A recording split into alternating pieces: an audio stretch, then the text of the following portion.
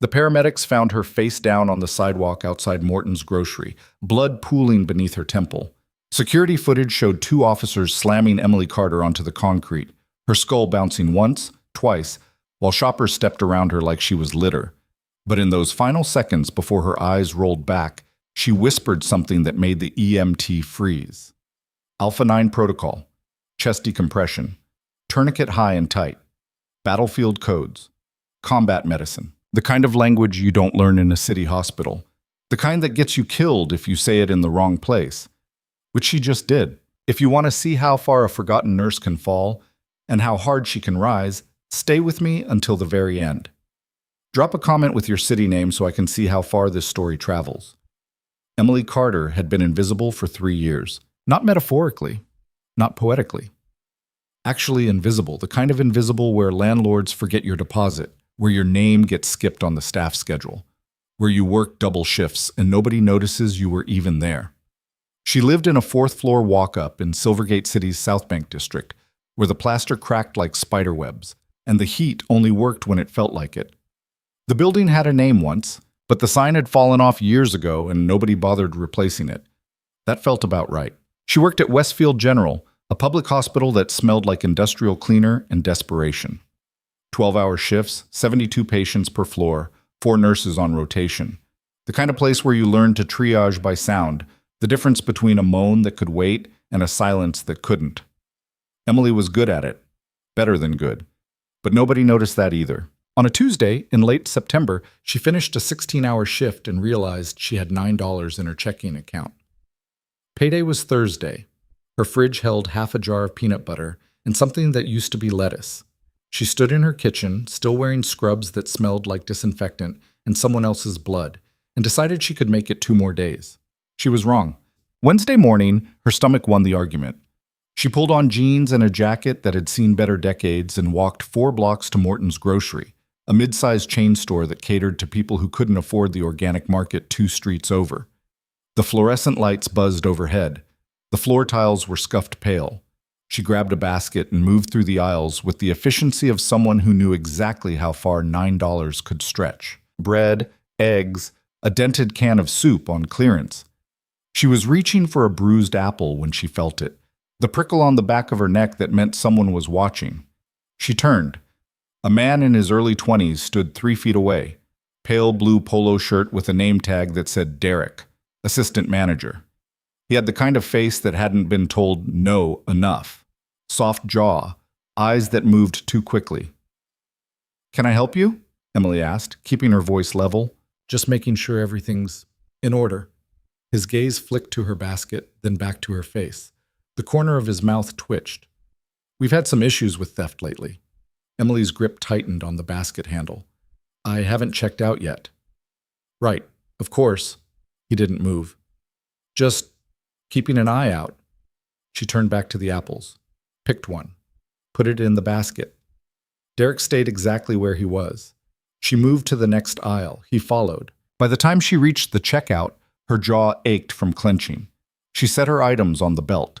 The cashier, a middle-aged woman with tired eyes, scanned them without looking up.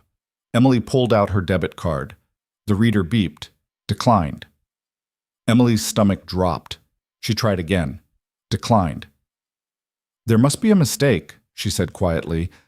"I have—" "Step aside, please." Derek appeared at her elbow like he'd been waiting for this. "You're holding up the line." There was no line. The store was nearly empty. "I just need a second." "Ma'am, if you can't pay, you need to leave the items and go." The cashier finally looked up. Her expression was carefully blank, the kind of blank that said she'd seen this before and knew better than to get involved. Emily pulled out her phone with shaking hands, opened her banking app, refreshed. $9.14. She'd miscalculated. The total was $9.87, 73 cents short. "I can put something back." "You need to leave." Derek's voice was louder now. 2 other shoppers had stopped to watch. "This is disrupting business." Heat flooded Emily's face. "I'm not disrupting anything. I just need to remove 1 item." "Security!" Derek called over his shoulder. "That's not necessary." A hand clamped down on her shoulder. She spun. A security guard, older, heavy-set, bored expression, stood behind her. "Let's go, ma'am." "I haven't done anything wrong." Emily's voice cracked despite herself. "I was going to put something back." "You were told to leave." The guard's grip tightened. "Don't make this harder than it needs to be." Something in her chest snapped. She'd spent 3 years being quiet, being small, disappearing. "Get your hand off me." The guard's eyes narrowed. "Excuse me?" "I said—" Emily pulled away from his grip. "Get your hand off me. I'm a paying customer." "You can't pay." Derek stepped closer, his voice dripping with satisfaction. "And now you're causing a scene. I'm well within my rights to have you removed." The guard reached for her again.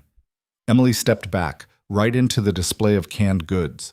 The pyramid of soup cans collapsed with a crash that echoed through the store like gunfire. Cans rolled everywhere. The security guard lunged forward. Emily raised her hands, but he was already grabbing her arm, twisting it behind her back. "Stop. You're hurting me. Should have thought of that before you started destroying property." She tried to pull free.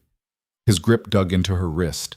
The old fracture, the one that never healed right, and white-hot pain shot up her arm. She gasped. "Resisting arrest," the guard grunted. He shoved her forward. Her hips slammed into the checkout counter. Derek was on his phone now. "Yeah, we need police. We've got a customer refusing to leave, destroying merchandise, assaulting staff." "I didn't assault anyone." Emily's voice was raw. "This is insane." The guard forced her toward the exit. People were filming now, phones out, faces blank. She could already see the headlines. "Crazy woman attacks store manager." Nobody would ask why. Nobody ever did. Outside, the September sun was too bright. The guard pushed her onto the pavement. Rough concrete bit into her palms. "Stay down." Emily pushed herself up on her elbows. "You have no right." "I said stay down." He pressed a knee into her back. The air rushed out of her lungs. She couldn't breathe, couldn't think, couldn't... Sirens. 2 patrol cars pulled up, lights flashing. 4 officers climbed out.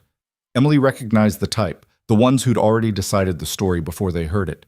The lead officer was tall, early 40s, with a face like carved granite. His name tag read Morrison. "What have we got?" Morrison asked the guard. "Theft attempt? Destruction of property? Resisting removal? Possibly intoxicated." Emily's head snapped up. "I'm not—" "Ma'am, keep your mouth shut." Morrison crouched beside her. His eyes were cold. "Are you drunk?" "No, I'm trying to explain. Have you taken any substances today?" "No, I came here to buy groceries, so—" "With what money?" Derek appeared in the doorway, arms crossed. She couldn't even afford $9 worth of food. Then she threw a tantrum and started throwing things. Lie after lie after lie. Emily tried to sit up. A second officer, younger, nervous-looking, put a hand on her shoulder. "Stay still, ma'am." "I didn't throw anything," Emily said, forcing her voice steady. "The guard grabbed me. I stepped back. The display fell. That's it." Morrison stood, exchanged a look with Derek. Something passed between them. Recognition, maybe. Understanding. "We've had complaints about this one before," Derek said casually. "Always hanging around, making other customers uncomfortable." Another lie. Emily had been to this store maybe 5 times in her life. "That's not true. Ma'am, I'm going to need you to stand up." Morrison's hand dropped to his belt, to his cuffs. Emily's pulse hammered. "You're arresting me? For what?" "Disorderly conduct, destruction of property, resisting lawful commands."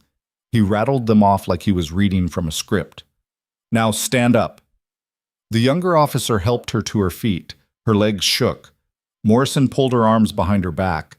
The cuffs clicked shut, tight, too tight, biting into the exact spot the guard had grabbed. "This is wrong," Emily said quietly. "You know this is wrong." Morrison's expression didn't change. "You have the right to remain silent. I suggest you use it." They walked her to the patrol car. Phones were still recording. Someone shouted a question she didn't catch. The younger officer opened the back door. Morrison put a hand on her head, not gently, and guided her inside. The door slammed shut. Through the window, she watched Derek shake Morrison's hand, saw him smile, saw Morrison smile back. The car started moving. Emily closed her eyes and tried to remember how to breathe. Silvergate City Jail smelled like sweat and mildew and industrial soap. They processed her in a windowless room under flickering fluorescent lights. Took her phone, her wallet, her jacket, handed her an orange jumpsuit that was 2 sizes too big, led her to a holding cell with 7 other women, all of whom looked at her with the dead-eyed indifference of people who'd been here before. She sat on the metal bench and stared at the concrete floor. Hours passed. Maybe 4, maybe 8. Time didn't work right in here. Finally, a guard called her name. She followed him down a hallway that echoed with distant voices, through a door, into a small room with a table and 2 chairs. A woman sat in one of the chairs. She was maybe 35, black, with box braids pulled back and sharp eyes behind wire-rimmed glasses. She wore a blazer that had seen better days and carried a leather bag that was held together with duct tape in 2 places. Emily Carter? The woman stood, extended a hand. Rachel Hayes, public defender. I've been assigned to your case. Emily shook her hand, sat down. How bad is it? Rachel pulled out a folder, flipped it open. 3 misdemeanors: disorderly conduct, destruction of property, resisting lawful orders, first offense, so you're looking at fines, probation, maybe community service. Could be worse. Could be accurate, Emily said flatly. Rachel looked up. You're saying the charges are false? I'm saying I went to buy groceries and got arrested for being poor. Something flickered in Rachel's expression. She leaned back. Walk me through it, start to finish. Emily did. She kept her voice level, factual, the way she'd been trained to deliver patient reports. Rachel took notes. Didn't interrupt. When Emily finished, Rachel set down her pen. You said the manager claimed he'd had complaints about you before. He lied. How often do you shop there? Maybe 5 times. Total. Any witnesses who can verify your version? Emily laughed, short, bitter. A dozen people filmed me getting arrested. I doubt any of them caught the part where the guard assaulted me first. Rachel tapped her pen against the folder. The officer who arrested you, Morrison, he's got a reputation. 16 complaints in 5 years. None of them stuck. She paused. You military? Emily's whole body went still. Why would you ask that? The way you talk, the way you sit, the way you just gave me a mission brief instead of a story. Rachel's eyes sharpened. Am I wrong? For a long moment, Emily didn't answer. Then quietly, former Army combat medic, Special Response Unit. Rachel wrote something down. How long? 8 years? Why'd you leave? That's not relevant. Everything's relevant in my line of work. Rachel looked up. Honorable discharge? Emily's jaw tightened. Yes. Then why are you working minimum wage at a public hospital instead of using your veteran benefits? Because some things don't show up on paper. Rachel studied her for a long moment. Then she closed the folder. Okay, here's where we are. The DA's office is pushing for a quick plea. They want this done and dusted by Friday. That's 2 days from now. A plea? I didn't do anything. I know. But fighting this means going to trial, which means weeks, maybe months. You'd have to post bail, assuming you can afford it. And even then, you'd be looking at legal fees, lost wages, the whole nightmare. Most people in your position take the plea. I'm not most people. Rachel smiled faintly. Yeah, I'm starting to get that. She stood, gathered her things. I'll file a motion to dismiss based on insufficient evidence. It probably won't work, but it'll buy us time. Meanwhile, I need you to do something for me. What? Don't talk to anyone. Don't make statements. Don't accept phone calls unless it's me. And for God's sake, don't piss off the guards. She paused at the door. These people are trying to bury you. Don't make it easier for them. Rachel left the jail with Emily's case file tucked under her arm and a bad feeling in her gut. She'd been a public defender for 6 years. She knew the smell of a setup. This one reeked. Back at her office, a converted apartment above a check-cashing place, she spread the file across her desk. Arrest report, witness statements, evidence log. She read through them twice, then pulled up Morrison's record on her laptop. Officer James Morrison. 15 years on the force. Decorated, respected, and untouchable. 16 complaints. 3 excessive force allegations. 2 reports of evidence tampering, all dismissed. Rachel picked up her phone and called an old contact, a journalist named Marcus Lynn who specialized in police misconduct. He answered on the second ring. "Hayes, it's been a minute. I need a favor." "Naturally. What's the story?" "Middle-aged nurse arrested for buying groceries while poor. Charges are garbage, but the DA's pushing for a plea by Friday." Marcus was quiet for a second. "That's not unusual. The arresting officer is Morrison." "Ah, now you've got my attention. There's more. The victim's ex-military, combat medic, special response unit. But when I tried to pull her service records, I got nothing, like she doesn't exist." "That's weird." "That's what I thought." Rachel leaned back in her chair. "Can you dig around, see if there's a pattern? You think this is bigger than one bad arrest?" "I think someone wanted this woman erased, and I want to know why." Marcus exhaled slowly. "All right, I'll make some calls, but Hayes, if this is what you think it is, you need to be careful. Morrison's connected. You start pulling threads, people notice." "Let them notice." She hung up and went back to the file. "Read it again." Slower this time. Something was off. The timestamps didn't line up. Morrison's report said he arrived on scene at 14:47, but the store's security footage, attached as evidence, showed Emily being dragged outside at 14:52. 5 minutes. Either Morrison had a time machine or he'd written the report before he even arrived. Rachel grabbed a highlighter and started marking inconsistencies. The more she read, the more she found. Derek's statement claimed Emily had knocked over the display in a violent rage. The security footage showed her stepping backward into it. The guard's statement said she'd struck him in the face. The footage showed her raising her hands defensively. Lie after lie after lie. She was about to call Marcus back when her phone buzzed. "Unknown number," she answered. "Hayes." Silence. Then a voice. Low, male, nervous. "You're defending Emily Carter." Rachel sat up straight. "Who is this?" "Doesn't matter. Just listen. That arrest was staged. Morrison had orders." "Orders from who?" "I don't know. But I was there. I saw him plant evidence in her bag before we even arrived. There's body cam footage. Mine. I saved it before they could delete it." Rachel's pulse quickened. "Were you?" "I can't. Look. I'm putting my neck out just making this call. Meet me tomorrow, midnight, the old pier at South Bank Marina." "Come alone." "Wait." The line went dead. Rachel stared at her phone. Then she pulled up a map of Silvergate City and started planning. That night, Emily lay on a thin mattress in a cell that smelled like urine and despair and tried not to think about the last time she'd felt this helpless. It had been 4 years ago. Different city, different uniform.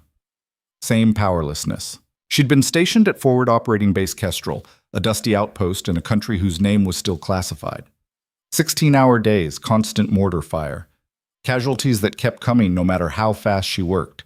She'd saved 37 lives in 6 months, lost 12. The 12th had been Captain David Renner. He'd been hit by an IED during a routine patrol. Catastrophic internal bleeding.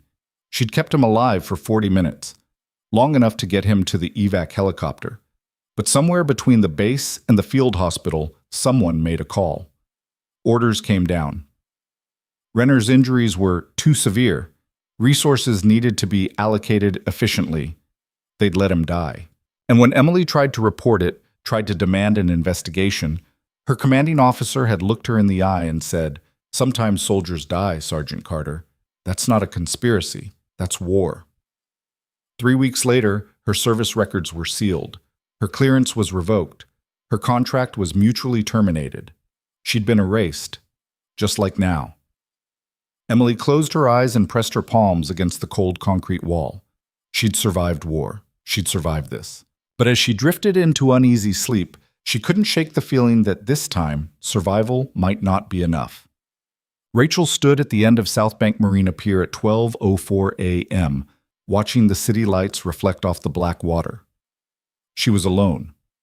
At 12:11, she heard footsteps. A figure emerged from the shadows, mid-30s, white, police uniform. His face was pale. His hands were shaking. "You came," he said.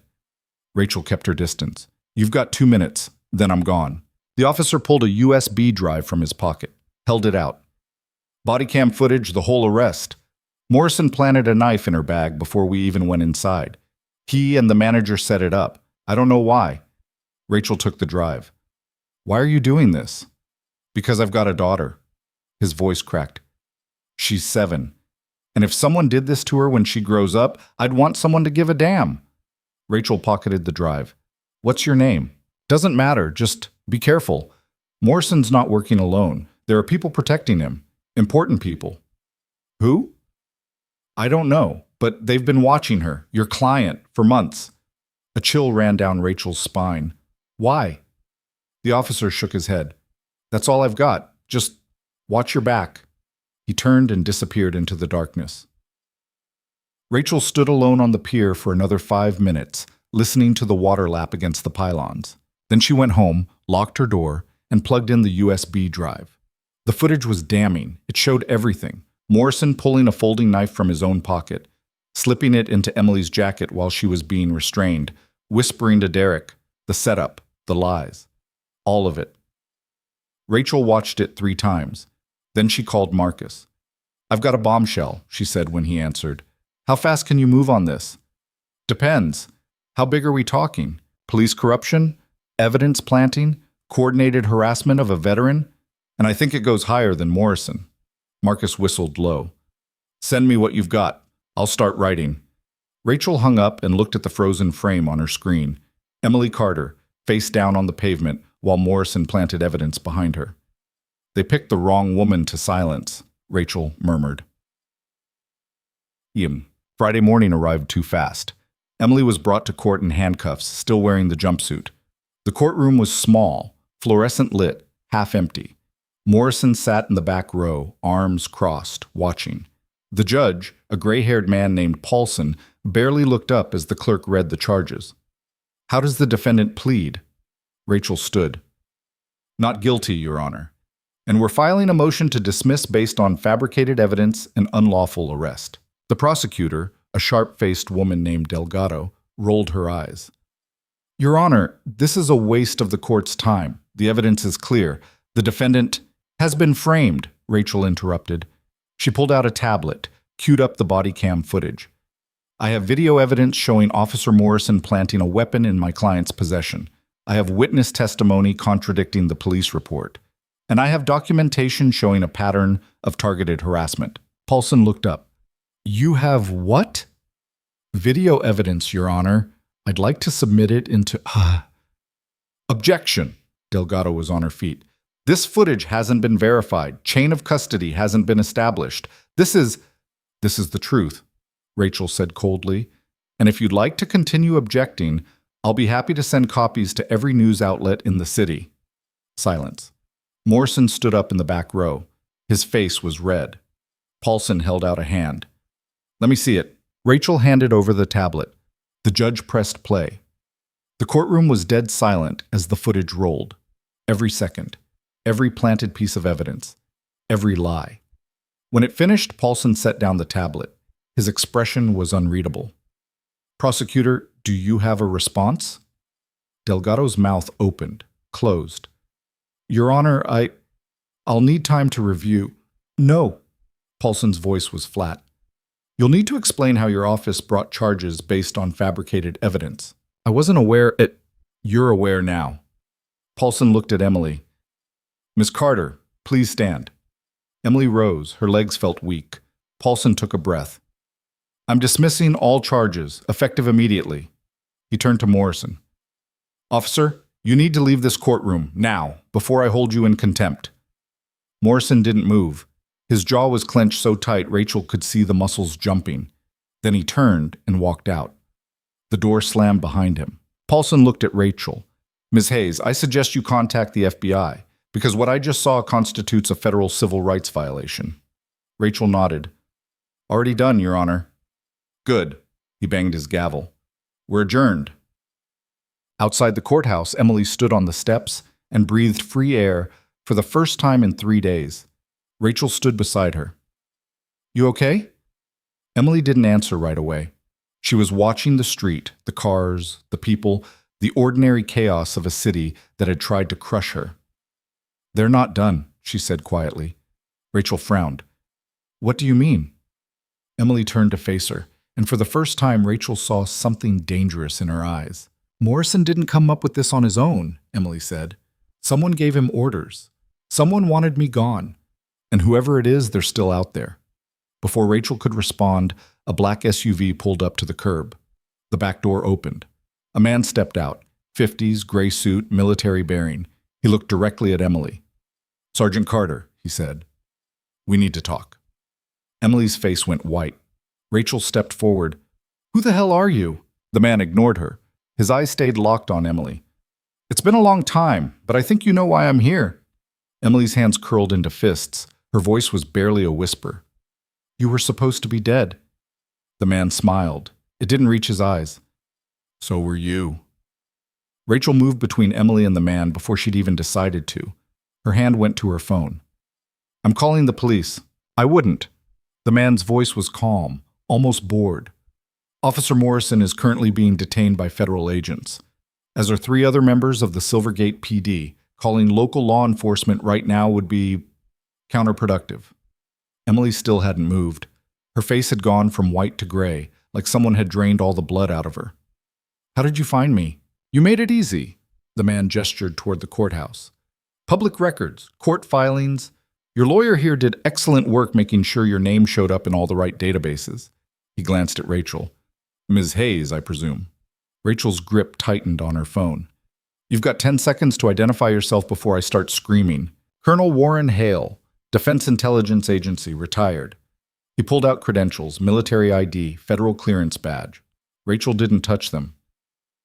I'm here because Sergeant Carter's recent visibility has created complications. Complications, Emily repeated. Her voice was flat, dead. That's what you're calling it. What would you call it? A threat. Hale's expression didn't change. Then we understand each other. He nodded toward the SUV. We need to have a conversation, privately. No. Emily's hands were still curled into fists. Whatever you want to say, you can say it here. I don't think you want this discussion in public. And I don't think you have jurisdiction to tell me what to do anymore. For the first time, something flickered in Hale's eyes. Not anger, something colder. You signed non-disclosure agreements, Sergeant. Multiple. Those don't expire just because you're no longer in uniform. Rachel stepped forward. Are you threatening my client? I'm reminding her of her legal obligations. Hale's gaze shifted back to Emily. 4 years ago, you walked away from a classified operation. You agreed to maintain operational security in exchange for an honorable discharge and medical benefits. You accepted those terms. I accepted being erased, Emily said quietly. There's a difference. You accepted staying quiet. I was quiet until you sent Morrison after me. Hale went very still. What? Emily's laugh was bitter. Don't insult me. This whole thing, the setup, the arrest, the fabricated charges, that was you. That was your people trying to make me disappear permanently. You're wrong. Then why are you here? The question hung in the air between them. Traffic moved past. People walked by without looking. The city kept turning like nothing was happening. Hale exhaled slowly. Get in the vehicle, Sergeant, both of you. I'll explain on the way. On the way to where? Rachel demanded. Somewhere Morrison's friends can't find you. They drove north through Silvergate City in silence. Hale sat in the front passenger seat. A younger agent, late 20s, stone-faced, military haircut, drove. Emily and Rachel sat in back. Rachel kept her phone in her hand, unlocked, Marcus Lynn's number on speed dial. Emily stared out the window and said nothing. After 20 minutes, they pulled into an underground garage beneath a glass office tower. The building directory listed tech companies and law firms. Nothing that screamed federal government. They took an elevator to the 14th floor. The hallway was empty. Hale used a keycard to open an unmarked door. Inside was a conference room. No windows. Steel table, 6 chairs, a laptop on the table, screen dark. Hale gestured for them to sit. Rachel didn't. Emily did slowly, like her legs had stopped working. Hale closed the door, locked it, turned to face them. Morrison wasn't working for us, he said. Rachel barked a laugh. Right. He just happened to target a former classified operative by coincidence. He was working for someone, but not the DIA. Hale opened the laptop, typed quickly. The screen came to life. 3 months ago, we became aware of a pattern. Veterans with sealed service records were being targeted, not arrested. Worse, some disappeared. Some died in accidents that weren't accidents. Some, like Sergeant Carter, were subjected to coordinated harassment designed to discredit them. The screen showed a list of names, 12 of them. Emily leaned forward, scanning the list. Her breath caught. Kerrigan, she whispered. Martinez. Okoye. She looked up at Hale. These were all response unit. Yes. How many are left? Hale's jaw tightened. 4, including you. Rachel moved to the table, looked at the screen. Who's doing this? We don't know. Hale pulled up a new file. Surveillance photos, blurry figures, license plates. What we do know is that whoever's behind it has access to classified databases. They know which veterans were involved in black operations. They know where those people are now. And they have the resources to corrupt local law enforcement, plant evidence, and cover their tracks. Emily's hands were shaking. She pressed them flat against the table. Renner. Hale looked at her sharply. What about him? This is about Renner, about what happened at Kestrel. Captain Renner's death was investigated. It was buried, Emily said, her voice rising. You let him die because someone decided he wasn't worth the resources. And when I tried to report it, you silenced me. You erased my records. You made me invisible. She stood up, facing Hale across the table. Now someone's cleaning up loose ends, making sure no one who was there can ever talk. Hale didn't deny it. That was answer enough. Rachel's mind was racing. You're saying there's a kill list for everyone who witnessed whatever happened at FOB Kestrel. We're saying there's an active threat, Hale said carefully. And Sergeant Carter just made herself highly visible by fighting back in court. Whoever's behind this now knows she's alive, active, and willing to cause problems. Good, Emily said flatly. Let them know. That's not... I'm done hiding. Emily's voice was ice. You want me to disappear again? Make me. Otherwise, I'm going to find out who's doing this, and I'm going to burn them down. Hale studied her for a long moment. Then he sat down, gestured for Rachel to do the same.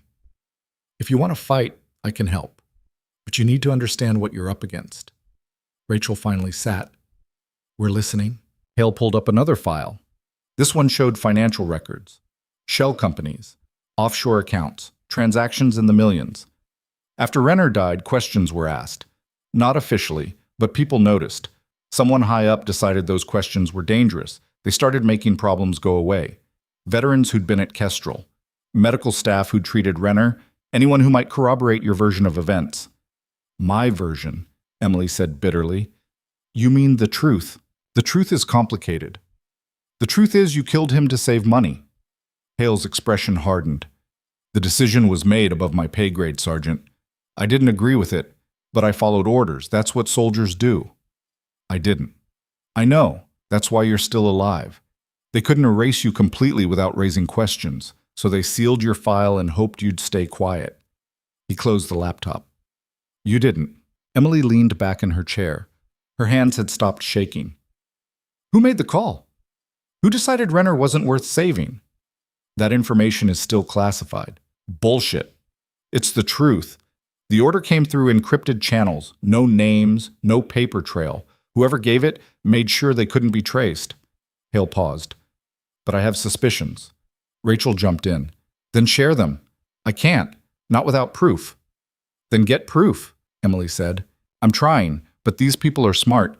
They've stayed hidden for 4 years. The only reason we even know they exist is because they got sloppy with Morrison. Hale pulled out a folder, slid it across the table. Morrison's phone records. He received 17 calls from a burner number in the week before your arrest. The same number contacted Derek Paulson, the store manager. We traced it to a dead end, but the pattern's there. Rachel opened the folder, scanned the pages. This proves coordination. This proves Morrison was following orders. It proves someone paid him to target Sergeant Carter. It doesn't prove who or why. So what do we do? Rachel asked. Hale looked at Emily. You have 2 options. 1, I put you in protective custody. New identity, new city. You disappear for real this time. No. 2, you help me draw them out. Rachel's head snapped up. Absolutely not. You want to use her as bait? I want to give her a chance to fight back, Hale said. These people think she's vulnerable, alone, discredited. If we let them keep thinking that, they'll make a move. And when they do, we'll be ready. Emily didn't hesitate. I'm in. Emily, Rachel started. I'm in, Emily repeated, looking at Hale. What do you need me to do? The plan was simple, dangerously simple. Emily would go back to her life, back to her apartment, her job at Westfield General, her routine. She'd act like nothing had changed, like the charges being dropped was just a lucky break, like she wasn't looking over her shoulder. Meanwhile, Hale's team would watch, follow, wait for someone to make a move. Rachel hated it. She argued for an hour, pointed out every flaw, every risk, every way it could go sideways. Emily listened without interrupting. When Rachel finally ran out of arguments, Emily said one thing. They took 4 years of my life. I'm taking them back. That was that. Hale assigned 2 agents to shadow Emily. One at the hospital, one on her building. Gave her a panic button disguised as a keychain. Told her to check in every 12 hours. Then he sent them home. Rachel drove Emily back to her apartment in silence. When they pulled up outside the building, Rachel finally spoke. You don't have to do this. Yes, I do. Why? Hale's got resources. Let him handle it. Emily looked at her. Because if I don't, I'll spend the rest of my life waiting for them to come back. I'll never sleep, never stop looking over my shoulder. That's not living. That's just slow dying. She opened the car door. I survived worse than this. In a war zone, with backup. I've got backup now. Emily managed a tired smile. I've got you. She got out before Rachel could respond, watched until Rachel drove away. Then she climbed the 4 flights of stairs to her apartment, unlocked the door, and stepped inside. Everything was exactly how she'd left it. Dirty dishes in the sink, unmade bed, the peanut butter jar still on the counter. Like the last 3 days hadn't happened, like her life hadn't imploded and rebuilt itself in 72 hours. She locked the door, drew the curtains, sat on the edge of her bed, and put her head in her hands. For the first time since Morton's grocery, she let herself shake. 2 days later, Emily returned to work. The hospital staff had heard about the arrest. Of course they had. News traveled fast in Westfield General, especially news involving cops and courtrooms and drama. Emily could feel the stares as she walked through the halls, hear the whispers that cut off when she got too close. Her supervisor, a thin woman named Janet Rivas, who'd never liked Emily much to begin with, called her into the office before her shift started. We need to discuss your employment status, Janet said without preamble. Emily sat down. The charges were dismissed. I'm aware, but the incident reflects poorly on the hospital. We have a reputation to maintain. I was falsely arrested for being unable to afford groceries. What part of that reflects poorly on me? Janet's mouth thinned. The part where you were arrested at all. Westfield General can't employ people with criminal records. I don't have a criminal record. You were charged and exonerated. Emily kept her voice level. If you fire me for this, I'll have my lawyer file a wrongful termination suit before the ink dries on the paperwork. Janet's eyes narrowed. Is that a threat? It's a statement of fact. They stared at each other across the desk. Finally, Janet looked away. You're on probation. One mistake, one complaint, and you're done. Understood. Emily stood and walked out before Janet could say anything else. Her shift was 12 hours. 72 patients across 3 floors. Most of the other nurses avoided her. One, a younger woman named Carla, who'd always been friendly, gave her a sympathetic smile in passing. That was it. Emily worked, changed dressings, administered medications, monitored vitals, lost herself in the rhythm of it. By hour 8, her feet ached and her back screamed, and she'd almost forgotten about Hale and Morrison and the invisible target on her spine. Almost. During her break, she checked her phone. No messages from Hale, no updates from Rachel. The panic button keychain sat heavy in her pocket. She was walking back to the nurse's station when she saw him. A man, late 30s, average height, average build, average face, standing at the end of the hallway, looking at a directory board.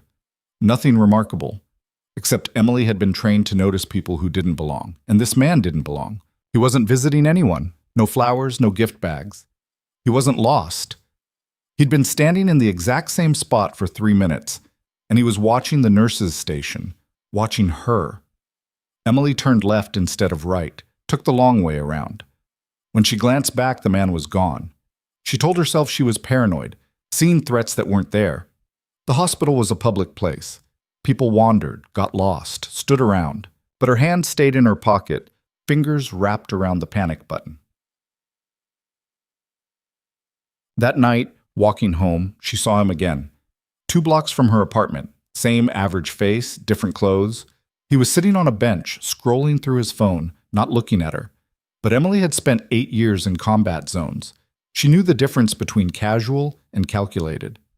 She kept walking, didn't speed up, didn't slow down. At the corner, she turned left instead of right. The man didn't follow. She circled the block, came back from a different direction, scanned the street. He was gone.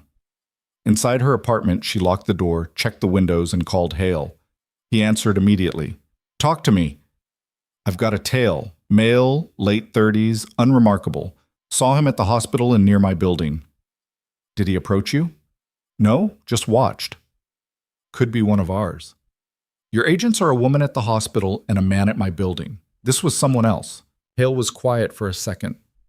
"We'll increase surveillance. Don't engage. If you see him again, hit the panic button." "Will your people actually respond, or am I bait you're willing to lose?" "Sergeant, just answer the question. You're not bait. You're an asset, and I don't lose assets." He paused. "Get some sleep. We'll talk tomorrow." He hung up. Emily set the phone down and looked around her apartment.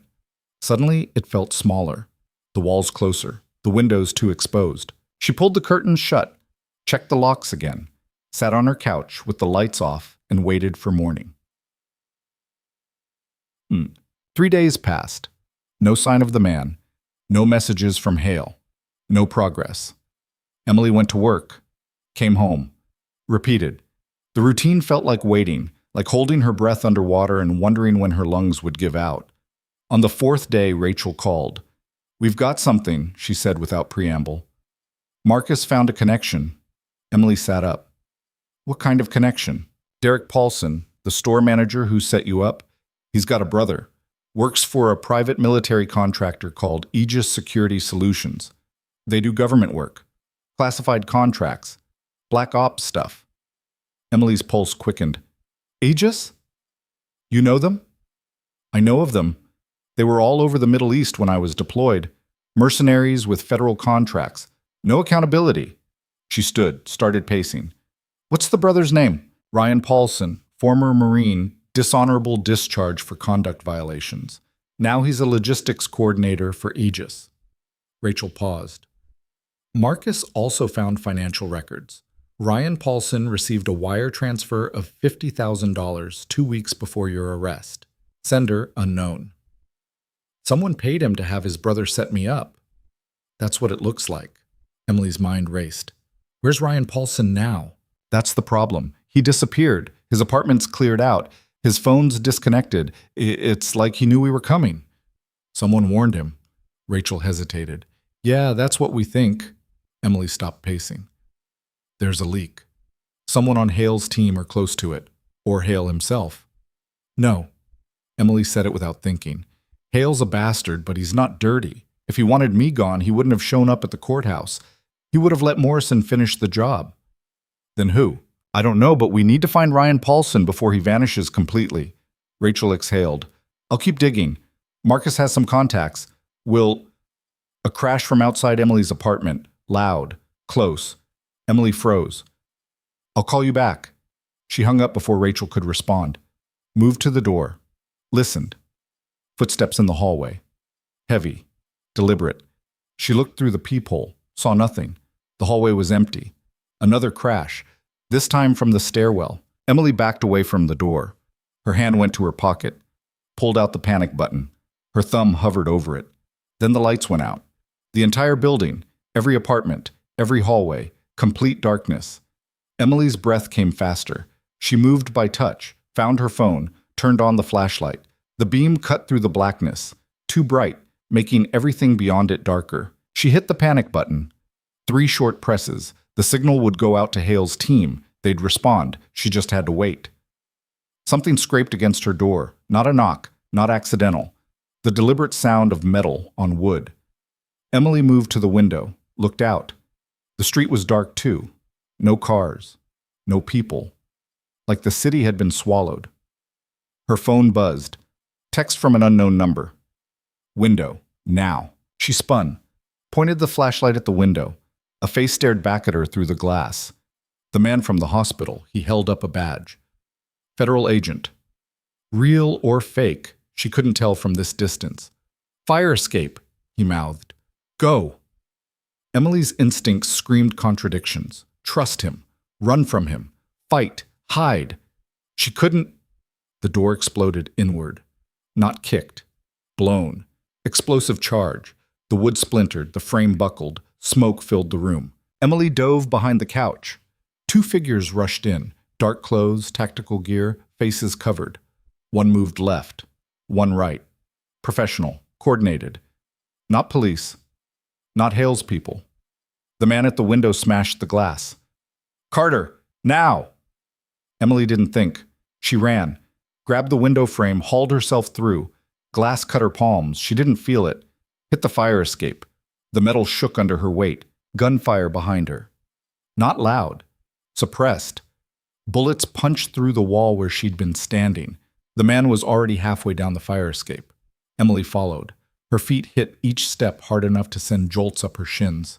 Below, the alley was pitch black. No exit lights. No street lamps. They hit the ground. The man grabbed her arm. This way. Who are you? Someone who wants you alive. Move. They ran. Behind them, more footsteps on the fire escape. Shouts. The crack of unsuppressed gunfire now. They'd stopped caring about stealth. The man pulled Emily into a side alley. They ran past dumpsters, over broken pavement, through puddles that smelled like rot. Emily's lungs burned. Her legs screamed. She kept running. They burst onto a main street. Light, traffic, people. The man didn't slow. He flagged down a cab, an actual yellow cab, ancient and battered. Get in, he said. Emily hesitated for half a second. Then she heard the footsteps behind them and dove into the back seat. The man followed, slammed the door. Drive, he told the cabbie. Any direction. Don't stop. The cabbie, an old man who'd seen everything, didn't ask questions. He pulled into traffic. Emily looked back, saw two figures emerge from the alley, watched them disappear into the crowd. The man beside her was breathing hard. He pulled off his jacket, revealing a shoulder holster. Federal agent, or someone pretending to be one. Emily's hand was still bleeding. She pressed it against her jeans. Who the hell are you? Agent Mateo Rivas, FBI. He showed her credentials. They looked real. I've been tracking the people who just tried to kill you. Tracking them for who? Myself. He looked at her. Because 4 months ago, they killed my partner. The cab turned onto the highway. The city lights blurred past. Emily's phone buzzed again. She pulled it out with shaking hands. Text from Hale. Where are you? My people lost your signal. She stared at the message, then at Rivas. Don't answer that, Rivas said quietly. Why not? Because Hale's the one who sent them. Emily's blood went cold. That's not possible. Rivas pulled out his own phone, pulled up a photo, showed her. It was surveillance footage, grainy, time-stamped from 2 hours ago. It showed Hale in a parking garage, talking to a man Emily didn't recognize. The man handed Hale an envelope. Hale opened it, pulled out photos. Photos of Emily. At work. At home. Walking to the grocery store. Target photos. He's been playing you from the start, Rivas said. He needed you visible so they could find you. And now that you've served your purpose, he's cleaning up. Emily couldn't breathe, couldn't think. Everything Hale had said, everything he'd promised, all of it a lie. The cab drove on through the night, and somewhere behind them, in the darkness, the people who wanted Emily Carter dead were regrouping. Emily's phone kept buzzing, Hale's name flashing on the screen like an accusation. She watched it vibrate against her bloodied palm, each buzz another reminder that she'd walked straight into a trap. Rivas reached over and powered it off. They're tracking that. Toss it. The cabbie was watching them in the rearview mirror now, His initial indifference replaced by something sharper. Rivas caught his eye. "Eyes forward, friend. We're not your problem." "You're bleeding on my seats," the cabbie said in accented English. "That makes you my problem." Emily looked down. Blood was soaking through her jeans where the glass had cut deeper than she'd realized. Not arterial, not critical, but enough to leave a trail. "Pull over at the next gas station," Rivas said. "We need supplies." "And you need to explain," Emily added, her voice harder than she felt. "Because right now all I know is you showed up at my window right before someone tried to kill me. That's either incredible timing or you're part of this." Rivas met her eyes. "If I wanted you dead, you'd be dead. I had a clear shot through that window for 90 seconds before they breached your door." "That's not an explanation. It's all you're getting until we're somewhere safe." The cab pulled into a 24-hour gas station on the edge of Silvergate's industrial district. Flickering neon sign. 2 pumps. Bars on the windows. Rivas paid the driver in cash, triple the fare, and told him to forget their faces. The old man took the money and drove off without a word. Inside, the clerk was half asleep behind bulletproof glass. Rivas grabbed a first aid kit, bottled water, and 2 burner phones from the rack. Paid cash. Emily stood by the door watching the parking lot, her training overriding the shock that wanted to shut her down. No pursuit yet, but they'd come. They always came. Rivas handed her the supplies. "Bathroom, clean the cuts. We've got maybe 10 minutes before they triangulate the cab." The bathroom was exactly as disgusting as expected. Emily locked the door, ran cold water over her hands, and started picking glass out of her palms with shaking fingers. Each shard brought a fresh spike of pain that helped clear her head. She needed to think, needed to sort truth from lies. Hale's face in that surveillance footage, the envelope, the photos, but also Hale's voice when he told her about the kill list, the names of the dead. He'd sounded genuine, looked genuine. Either he was the best liar she'd ever met, or Rivas was. She wrapped her palms in gauze, pulled her sleeves down to hide the bandages, and walked back out. Rivas was waiting by a dark blue sedan parked at the edge of the lot. "Where'd you get that?" Emily asked. "Don't ask questions you don't want answered." He unlocked it. "Get in." Emily didn't move. "I'm not going anywhere until you tell me what's actually happening." Rivas glanced at his watch. "We've got 8 minutes." "Then talk fast." He exhaled, looked around, then back at her. 4 months ago, my partner, Agent Lisa Thornton, was investigating financial irregularities in military contracts, specifically kickbacks tied to Aegis Security Solutions. She found a pattern. Veterans who'd witnessed operational failures were dying, not in combat. Years later, back home. The deaths looked random: car accidents, overdoses, violent crime, but the timing was too consistent. "She thought someone was cleaning house," Emily said. She knew it. She compiled evidence. Bank records, shell companies, communications. She was about to bring it to the DOJ when someone ran her off the road on Route 95. Single vehicle accident, no witnesses. Her car burned so hot they needed dental records for identification. Emily felt something cold settle in her stomach. "And you think Hale was involved?" "I know he was involved. Thornton's last phone call was to him. She told him she had proof of a military cover-up, that she was coming in." Rivas's jaw tightened. 6 hours later, she was dead, and every piece of evidence she'd gathered disappeared from the FBI database. "That doesn't mean Hale killed her." "No, but it means he's connected to whoever did." Rivas pulled out his phone, showed her another photo. This one was a bank statement. Account holder, Warren Hale. Recent deposit, $250,000. Source, offshore account registered to a subsidiary of Aegis Security Solutions. Emily stared at the numbers. They didn't lie. "When was this deposited?" 3 days after Thornton died. The cold in her stomach spread to her chest. "You've been investigating him. Off the books. Alone. Because I don't know who else in the Bureau is compromised." He put the phone away. "When your case hit the news, small-time nurse fights corrupt cops, I started digging, found the connection to FOB Kestrel, found your sealed records, found Hale's name all over your discharge paperwork. So you've been following me, protecting you. There's a difference. You used me as bait just like he did." Rivas didn't deny it.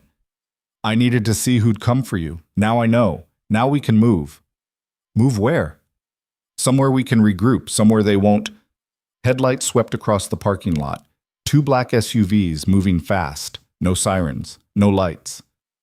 Shit, Rivas breathed. Get in the car. Now. This time Emily didn't argue. She dove into the passenger seat. Rivas was already behind the wheel, engine roaring to life. The sedan peeled out of the lot just as the first SUV screeched to a stop where they'd been standing. Gunfire. Not suppressed anymore. The back window exploded. Safety glass rained down on Emily's shoulders. Rivas yanked the wheel hard left, cutting through a red light. Horns blared. A truck missed them by inches. The SUVs followed, closing the distance. Who are they? Emily shouted over the wind screaming through the broken window. Aegis contractors, private military, no rules of engagement. Rivas took another turn, hard enough that Emily slammed against the door. They're not trying to arrest you. They're trying to erase you. More gunfire. The side mirror disintegrated. Rivas cursed and floored it, weaving through late-night traffic. The sedan wasn't built for this. The engine whined. The frame shook. They were losing ground. Emily's combat brain kicked in. Assist, adapt, act. We can't outrun them. Working on it. We need to lose them in terrain they can't follow. Open to suggestions. Emily looked around. They were heading east toward the warehouse district. Old buildings, narrow alleys, loading docks.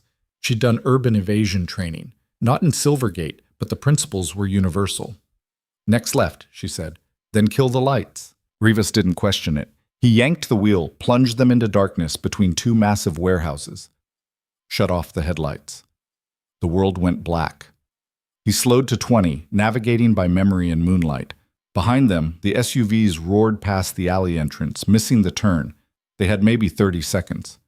There, Emily pointed, a loading dock with the door half open. Pull in. Rivas drove up the ramp, into the warehouse, killed the engine. They sat in silence, breathing hard, listening. The SUVs circled back. Searchlights swept across the alley. Voices shouted commands, footsteps. Close. Too close. Emily's hand went to her waistband. No weapon. She'd been a medic, not infantry. Carried a sidearm, but rarely used it. Now she had nothing. Rivas had his service weapon. 1 magazine, 17 rounds. Against how many? She'd counted at least 8 figures across both vehicles.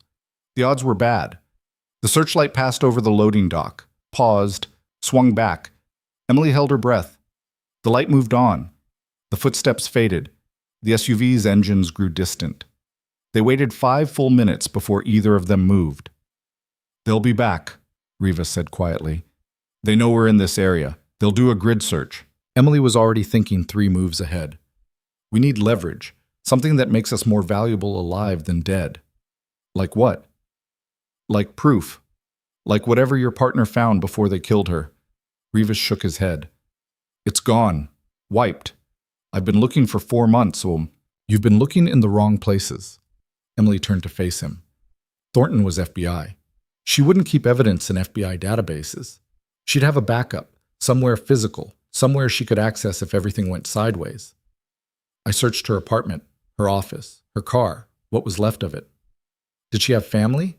Parents, retired, living in Maine. Did you talk to them? Rivas hesitated.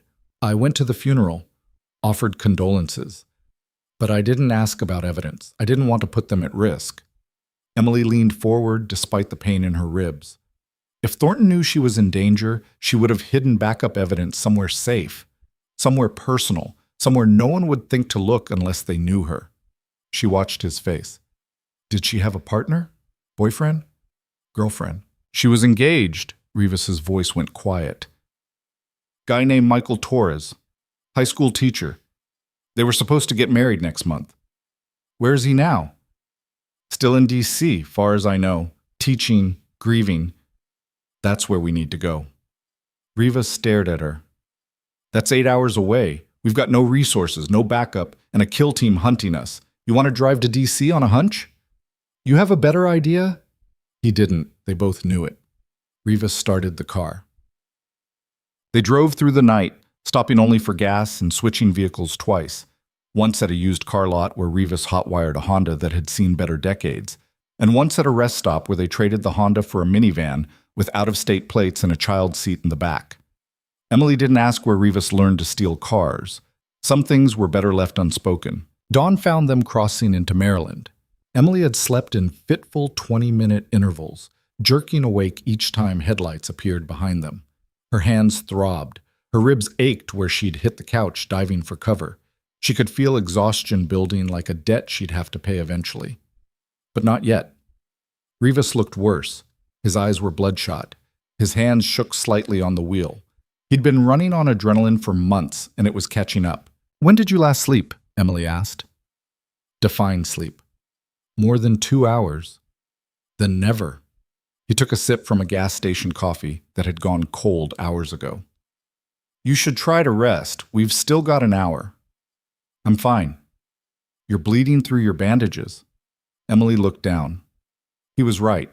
Red was seeping through the gauze on her left palm. She'd gripped the door handle too hard during the chase. Reopened the cuts. She found the first aid kit, rewrapped her hand one-handed. Rivas watched her in the rearview mirror.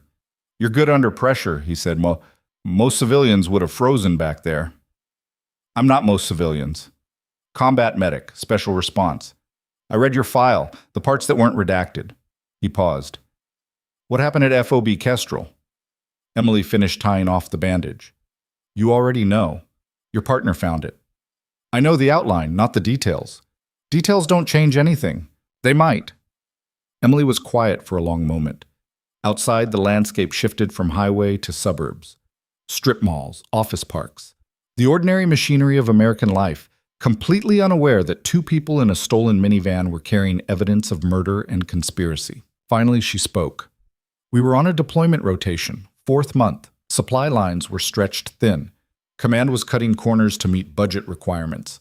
Captain Renner got hit by an IED during a routine patrol. Catastrophic internal bleeding. I stabilized him, called for evac. They sent the helicopter." She stopped. Rivas waited. Halfway to the field hospital, someone made a call. Said Renner's injuries were too severe. Said the resources needed to save him could save 3 other soldiers. Said it was a tactical decision. Her voice was flat. They turned the helicopter around. Renner died in transit, 47 minutes after I'd stopped the bleeding. "Who made the call?" "That's what I tried to find out. That's why they erased me." Emily looked out the window. The military doesn't like questions, especially questions about how they decide which lives are worth saving. Rivas's hands tightened on the wheel. Thornton found communications, encrypted, between someone at the Pentagon and Aegis Security. They were discussing cost-benefit analysis of battlefield casualties, treating soldiers like line items on a budget report, and when she tried to expose it, they killed her. Yeah. So now they're killing everyone who knows, everyone who was there, everyone who might talk. Emily turned back to him. "How many people were at Kestrel that day?" "According to the records, 23, including you and Renner." "How many are still alive?" 4. You, 2 infantrymen who were on the patrol, and a translator who was embedded with the unit." Rivas checked the GPS. "The translator disappeared 3 months ago. The infantrymen are both in protective custody, federal witness protection, new identities. Which means I'm the only loose end still accessible, and the only one who tried to report it officially. That makes you the most dangerous." He took the exit toward D.C.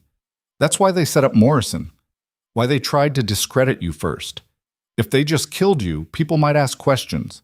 But if you were arrested, disgraced, labeled as unstable or criminal, then when you died, no one would care." Emily felt the cold certainty of it settle over her. They were going to make it look like suicide, or an accidental overdose. Something sad but predictable. Former veteran, struggling with addiction and legal troubles, found dead in her apartment. The story writes itself. "But I fought back." "Yeah, you did. And that broke their pattern, forced them to adapt, made them visible." Rivas pulled into a quiet residential neighborhood. Rows of townhouses, neat lawns, basketball hoops and driveways. "That's why we might actually have a chance." He parked 2 blocks away from their destination. They walked the rest of the way, trying to look like they belonged.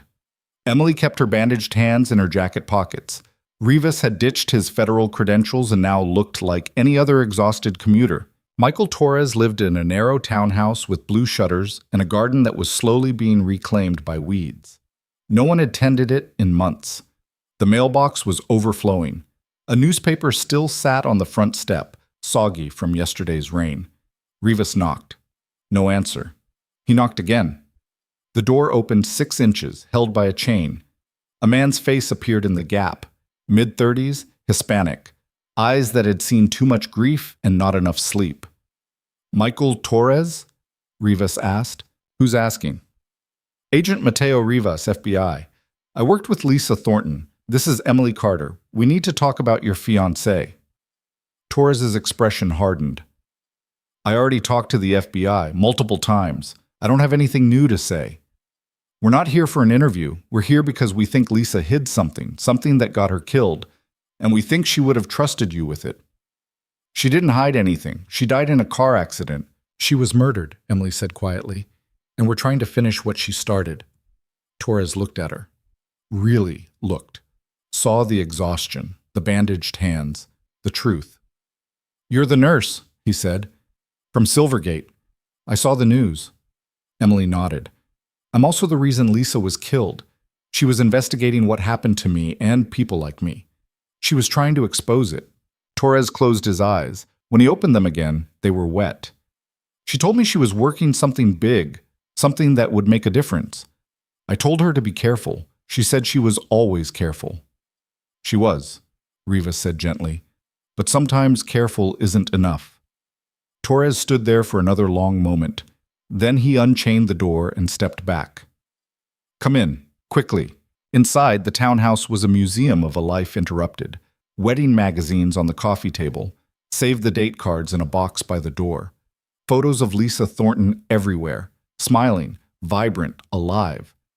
Torres saw Emily looking at them. "I can't take them down," he said. "People tell me it's time to move on. But how do you move on when the person you loved was murdered and everyone pretends it was an accident?" "You don't," Emily said. "You find who did it. You make them answer for it." Torres led them to the kitchen, poured coffee no one wanted but everyone accepted, sat down heavily at the table. "Lisa was paranoid the last few weeks. She kept saying someone was following her, watching her. I thought she was stressed, working too hard." He stared into his coffee. "She started hiding things, documents, flash drives. She wouldn't tell me what, just that if anything happened to her, I needed to make sure certain people got them." Rivas leaned forward. "What people?" "She never said. She gave me a list of names, 3 people. I was supposed to contact them if she died under suspicious circumstances." He stood, went to a drawer, pulled out an envelope. "I never used it. I didn't know who to trust. For all I knew, one of these people was the one who killed her." He handed the envelope to Rivas. Inside were 3 names on a piece of paper in Lisa Thornton's handwriting. Agent Mateo Rivas, FBI Senator Patricia Keegan, Armed Services Committee. Emily Carter, former Army combat medic. Emily's breath caught. "She knew my name." "She knew everything," Torres said. "She spent weeks tracking you down. Said you were the key to the whole thing, the only person who'd tried to report it officially, the only one who'd put your name on a complaint." He looked at Emily. "She said if she could find you, if she could get your testimony on record, she could break the whole conspiracy open." "She never contacted me," Emily said. "She was going to. She had your address, your work schedule. She was planning to approach you the week after—" His voice broke.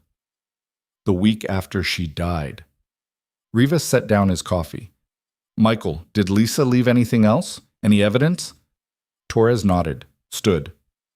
"Follow me." He led them upstairs to a small office, desk, laptop, filing cabinets. He pulled one of the cabinets open, reached behind it, and removed a metal box that had been taped to the back panel. Inside the box was a flash drive. "She made me promise," Torres said, his voice shaking. "She made me promise that if anything happened to her, I'd give this to someone who could use it, someone who wasn't afraid." He held out the flash drive. "Are you afraid?" Rivas took it. "Terrified." "Good." "Lisa said the people who weren't afraid were the ones you couldn't trust." Torres looked at Emily. "She had your photo on her desk at work. She said you were brave, that you'd stood up when no one else would, that you deserved justice." Emily couldn't speak. couldn't think past the sudden, overwhelming weight of knowing that someone had been fighting for her, that she hadn't been alone. Rivas plugged the flash drive into Torres's laptop. Files populated the screen, dozens of them, bank records, communications, audio recordings, video depositions. 4 months of investigation. Everything Lisa Thornton had died trying to expose. And at the center of it all, a memo. Classified. Eyes only. From Office of Defense Logistics Coordination. Subject: Cost-benefit analysis. Battlefield medical resource allocation. Emily read it once, twice. Her hands started shaking. The memo detailed a program. A pilot program designed to maximize battlefield efficiency by triaging casualties based on projected recovery cost versus operational value. Soldiers with injuries exceeding a certain treatment threshold were deprioritized, not to save lives elsewhere, to save money. Captain David Renner's name appeared in the appendix. Case study. Successful implementation of resource reallocation. They'd let him die as a test case. To prove the program worked. Who authorized this? Emily's voice was barely a whisper. Rivas scrolled down to the signature block. Colonel Warren Hale, Deputy Director, Defense Intelligence Agency. And below that, a countersignature. Senator Thomas Blackwell, Chairman, Armed Services Appropriations Subcommittee. Emily stood up so fast the chair fell over. Blackwell? Rivas was already pulling up another file. Thornton flagged him.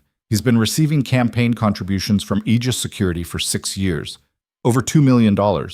In exchange, he's steered defense contracts their way and buried oversight investigations. And Hale?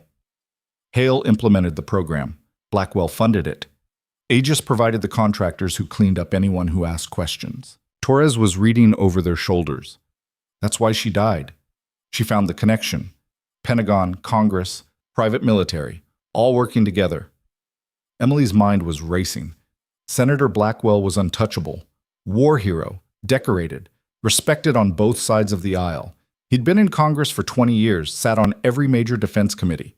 If he went down, he'd take half the military-industrial complex with him, which was exactly why they'd kill to protect him. We need to go public, Rivas said. Get this to the media, to Senator Keegan. She's on Thornton's list. She must be clean.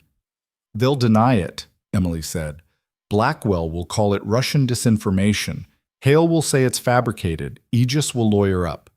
Without corroboration, it's just documents on a flash drive. Then we get corroboration. We find the other survivors, get their testimony on record. They're in witness protection. You said it yourself, we can't reach them. Rivas slammed his hand on the desk. Then what the hell do we do? Emily looked at the screen, at Hale's signature, at Blackwell's name, at the evidence that could bring them down. And she thought about Captain Renner, about Lisa Thornton, about 12 dead veterans and counting. We make them come to us, she said quietly. Rivas turned. What? They want me dead because I'm a threat. So let's be a threat. She pulled out one of the burner phones. We call a press conference. We tell the world exactly what we have. We name names. We force them into the open. They'll kill us before we finish the first sentence. Maybe. Or maybe once we're public, we're too visible to disappear. Maybe the scrutiny protects us. Emily met his eyes. It's a gamble, but it's the only play we have, Torres spoke up. Lisa had a contact, a journalist, someone she trusted. He'll publish this if you give him the chance. Who? His name is Marcus Lynn. Emily felt something click into place. Rachel's been working with him. Then call her, Rivas said. Get Lynn on board. We'll set up a press event for tomorrow morning, somewhere public, somewhere they can't stop us without exposing themselves. Emily dialed Rachel's number from the burner. It rang 4 times before she answered. This is Hayes. It's Emily. Don't talk. Just listen. I'm alive. I'm in D.C. I have evidence that proves everything. Hale, the killings, the cover-up. I need you to contact Marcus Lynn. Tell him I'm ready to go on record. Tomorrow. 10 a.m., Federal Plaza in Silvergate. Bring cameras. Bring every outlet he knows. This ends tomorrow. Rachel's voice was tight. Emily, where have you been? Haley's compromised. Don't trust him. Don't trust anyone federal until this is over. Emily looked at Rivas. I'm with someone who's been helping me, FBI. But we're on our own. Can you set this up? Yes, I can. But Emily, if you do this, there's no going back. I know. They'll come for you. Let them. I'm done running. She hung up before Rachel could argue. Looked at Rivas and Torres. It's done. Tomorrow at 10, we tell the world. Rivas nodded slowly. Then we need to survive the next 16 hours. They left D.C. before dawn, driving back toward Silvergate in a different stolen car, this time a nondescript gray sedan that Torres had insisted they take. He'd also given them his life savings in cash. $4,000. Everything he had. When Rivas tried to refuse, Torres had simply said, Lisa would want me to help. Let me help. So they took the money and drove. The highway was empty. Dawn broke red and violent over the eastern horizon. Emily watched it through the windshield and thought about Captain Renner, about how he'd looked at her in those final moments, knowing he was dying, trusting her to save him. She hadn't been able to then, but maybe she could now. You ever think about what happens after? Rivas asked, breaking the silence. After what? After we expose them. After it's done. Assuming we survive. Emily considered it. I haven't thought past tomorrow morning. Neither have I. He adjusted the rearview mirror. But I keep thinking about Thornton, about how she died believing it would matter, that someone would finish what she started. We will. You sound certain. I am. Emily looked at him. Because if we don't, then everyone who died, Renner, Thornton, the others, they died for nothing, and I can't accept that. They drove on in silence. An hour outside Silvergate, Rivas's phone buzzed. Not the burner, his real phone, the one he'd kept powered off since they left the city. He pulled over, looked at the screen. It's my supervisor, at the bureau.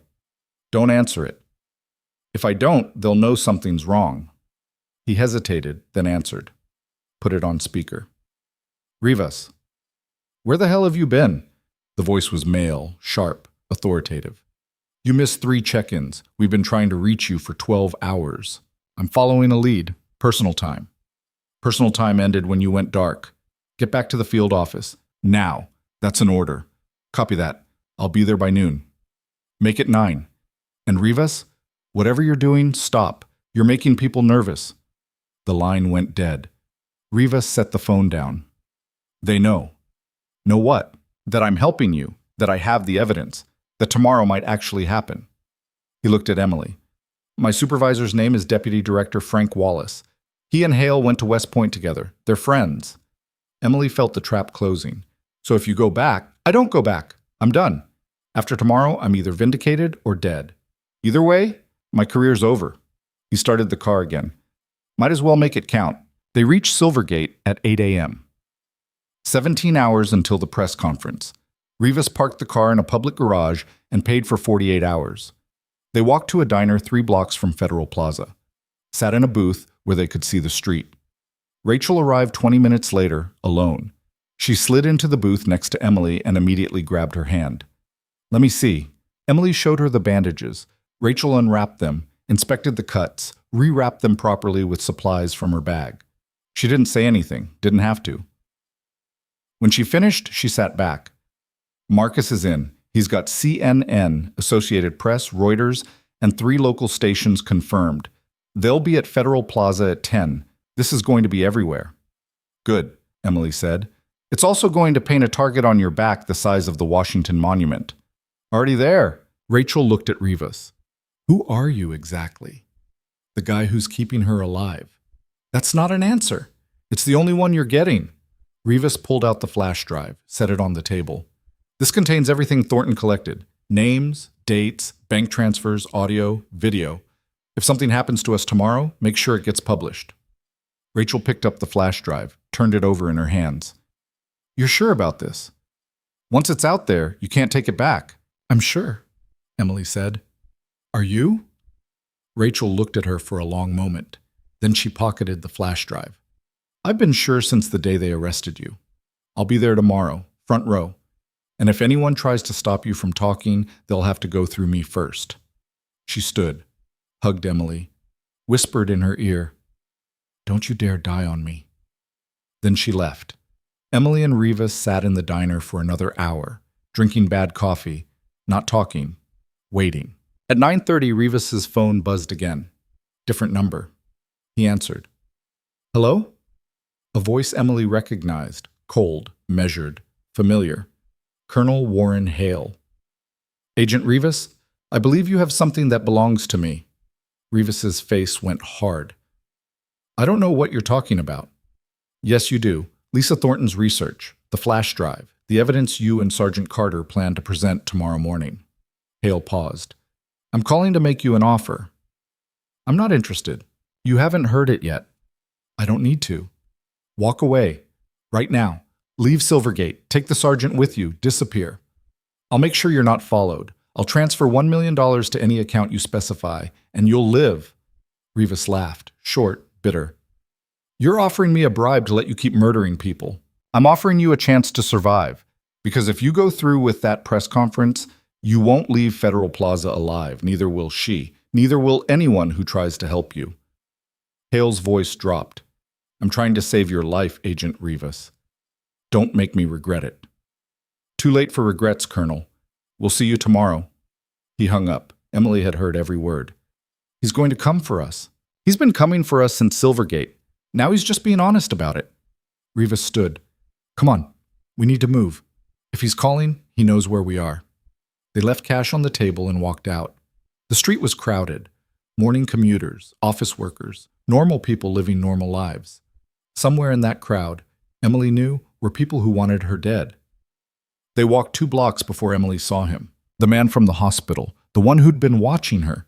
He was standing across the street, looking directly at her. She grabbed Rivas's arm. 3 o'clock, gray jacket. Rivas looked, saw. His hand went to his waistband. Keep walking, don't run. They turned the corner, picked up the pace. Behind them, footsteps. Multiple. Coordinated. They're boxing us in, Emily said. I know, stay close. They cut through an alley, emerged on a busy street, hailed a cab, got in. Where to? The driver asked. Federal Plaza, Rivas said. The driver pulled into traffic. Emily looked back, saw 2 men emerge from the alley, saw them pull out phones, making calls. They're mobilizing, she said quietly. Let them. In 12 hours, none of this will matter. But Emily wasn't so sure, because as the cab drove toward Federal Plaza, toward tomorrow's reckoning, she couldn't shake the feeling that Hale wasn't bluffing, that he really would kill anyone who stood in his way, and that tomorrow morning, Federal Plaza was going to become a battlefield. The cab pulled up outside the plaza at 10:15 p.m. Rivas paid. They got out and looked up at the Federal building. Lights blazed in windows. Security guards patrolled the entrance. Tomorrow, this place would be swarmed with cameras and journalists and people demanding answers. Tonight, it was just Emily and Rivas and the evidence that could bring down a senator. They found a hotel 2 blocks away. Paid cash. Separate rooms. Rivas gave Emily his spare weapon, a small .38 revolver, 5 rounds. You know how to use it? He asked. I was a medic, not a pacifist. Good. Keep your door locked. Don't answer for anyone. I'll knock 3 times when it's time to move. Emily took the gun, felt the weight of it. Rivas? Yeah? Thank you for believing me, for helping, for not running. He met her eyes. Thornton would have done the same for you. I'm just finishing her job. He went to his room. Emily went to hers. Inside, she locked the door, checked the windows, sat on the bed with the gun in her lap. Outside, Silvergate City hummed with life. Cars, voices, the ordinary sounds of a world that had no idea what was about to break open. Emily closed her eyes, thought about Captain Renner, about Lisa Thornton, about all the people who died because someone decided their lives weren't worth the cost of saving. Tomorrow, that ended. She was reaching for the light switch when her phone buzzed. The burner. Unknown number. She almost didn't answer. Then something made her pick up. Hello? Silence. Then breathing. Then a voice she hadn't heard in 4 years. Emily Carter, I've been looking for you. Her blood turned to ice. She knew that voice, had heard it in nightmares for years. Who is this? You don't remember? I'm hurt. We spent so much time together at Kestrel. You, me, Captain Renner. The voice was smooth, amused, familiar. "Lieutenant Graves," Emily whispered. "Colonel now. I've been promoted. Unlike you." Graves chuckled. "I hear you've been making trouble. Digging up old graves, pun intended. You were there, you heard the order, you know they killed him. I know they made a tactical decision. I know you couldn't accept it. I know you've spent 4 years trying to rewrite history." His voice hardened. "Tomorrow morning, you're going to stand in front of cameras and tell lies about good men doing hard jobs. I can't let that happen. Try and stop me." "Oh, I will. But first I wanted to give you one last chance. Walk away. Tonight. Disappear. I'll make sure you're left alone. You can live whatever's left of your sad little life in peace. I'd rather die telling the truth than live with your lies." "I was hoping you'd say that." Graves's voice dropped to something colder. "Because, Emily, I need you to understand something. Tomorrow morning, when you step up to that microphone, you won't just be putting yourself at risk. You'll be putting everyone at that plaza at risk. Rachel Hayes, Marcus Lynn, the journalists, the bystanders, all of them." Emily's chest tightened. "You wouldn't." "I absolutely would. You want a public spectacle? I'll give you one. But it won't be the spectacle you're imagining." He paused. "Last chance. Walk away. Go to hell. See you tomorrow, Sergeant Carter." The line went dead. Emily sat frozen, the phone still pressed to her ear. Then she grabbed her jacket and ran. Emily pounded on Rivas's door hard enough to split her bandages. 3 knocks, 4, 5. The door swung open. Rivas stood there, weapon drawn, eyes sharp. "What happened?" "Graves called. He knows about tomorrow. He's planning something, not just for us, for everyone at the plaza." Emily pushed past him into the room. "We need to cancel." "We can't cancel. The journalists are already on their way. Rachel's coordinated with—" "He said he'd turn it into a spectacle. His words. He's going to attack the plaza." Rivas lowered his weapon. "When?" "Tomorrow morning, 10 a.m., when we go public. Then we move the location, change the time. He'll adapt. You know he will." Emily's hands were shaking again. "Colonel Nathan Graves. He was my commanding officer at Kestrel. He's the one who relayed the order to let Renner die. He's been part of this from the beginning." Rivas pulled out his phone, started searching. "Graves, Nathan, Colonel." His face went pale as the results loaded. "Special Operations Command, currently assigned to Joint Task Force Oversight, based out of Fort Meade." He looked up. "He's got access to military resources. If he wants to hit Federal Plaza, he can do it." Emily felt the walls closing in. "So what do we do?" "We don't give him a target." Rivas was already moving, grabbing his jacket, checking his weapon. "We go live now, tonight. Stream it online. No location, no crowd, just us and a camera." "That's not enough. We need credibility. We need legitimate media asking questions. We need to survive." Rivas grabbed her shoulders. "Emily, if we walk into that plaza tomorrow, we die. Everyone there dies. And Graves buries the evidence in the rubble. Is that what you want?" Emily's mind raced. He was right. But streaming from a hotel room wouldn't have the same impact. Wouldn't force the kind of public reckoning they needed. Graves and Hale and Senator Blackwell could dismiss it as conspiracy theory. Delete it, discredit it, unless they made it impossible to ignore. "We need a hostage," Emily said quietly. Rivas stared at her. "What?" "Not a person. A system. We need to put this evidence somewhere they can't delete it. Somewhere that if they try to bury it, the whole world notices." She pulled out the burner phone. "We need someone who can hack into a federal database, someone who can upload Thornton's files where they'll be automatically distributed to every oversight committee, every inspector general, every watchdog agency in the government. I don't know anyone who can do that." "I do." Emily dialed a number she'd memorized but never called. It rang twice before a young voice answered. "Yeah? This is Emily Carter. I'm a friend of Rachel Hayes. She told me if I ever needed technical help, you were the person to call." Silence. Then, "Hayes vouched for you?" "Call her and ask." More silence. Then typing sounds. "Okay. I just texted her. What do you need?" Can you upload files to a federal server without being traced? The voice laughed. Can I breathe? Yeah, I can do it. But it's federal, so it's risky. What's the job? Evidence of military corruption.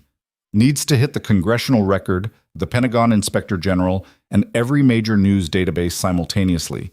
Needs to be time-stamped and encrypted so they can't claim it's fake. How big are the files? Rivas checked the flash drive. 4 gigabytes. Mixed media. I need 2 hours, and I need $20,000. Emily looked at Rivas. He pulled out the cash Torres had given them, counted it. We've got 4. That'll do for a down payment. Where are you? Emily gave the hotel address. The voice on the other end went quiet for a moment. That's not safe. Meet me at the Riverside Industrial Park. Building 7. 1 hour. Come alone. We're coming together or not at all. Fine. But if you bring cops, the deal's off. The line went dead. Rivas checked his watch. 11 p.m. If we meet this person at midnight, upload the files by 2 a.m., we can still make the morning news cycle. Graves won't have time to react. He'll still come for us. Let him try. Once the evidence is public, killing us just proves we were right. Rivas grabbed the flash drive, his weapon, and headed for the door. Come on, we've got 1 hour to not get killed. Riverside Industrial Park was exactly the kind of place where bad things happened, and nobody asked questions. Abandoned warehouses, broken streetlights, chain-link fences tagged with graffiti that looked more like warnings than art. Building 7 was at the far end, a corrugated metal structure with no windows and one door hanging off its hinges. Rivas parked the car 2 blocks away. They walked the rest. Emily's hand stayed in her pocket, wrapped around the .38. Her eyes scanned every shadow. Inside Building 7, a single work light illuminated a makeshift tech station. Laptops, servers, cables running everywhere like mechanical intestines, and sitting in the middle of it all was a kid who couldn't have been older than 19. Skinny, Asian, wearing a hoodie that said, "Hack the Planet" in faded letters. You Carter? The kid asked without looking up from his screen. Yeah, you are? Nobody you need to remember. He finally looked at them. Saw Rivas's federal bearing. You a cop? FBI, Rivas said. Great. I'm committing multiple felonies in front of a federal agent. This night keeps getting better.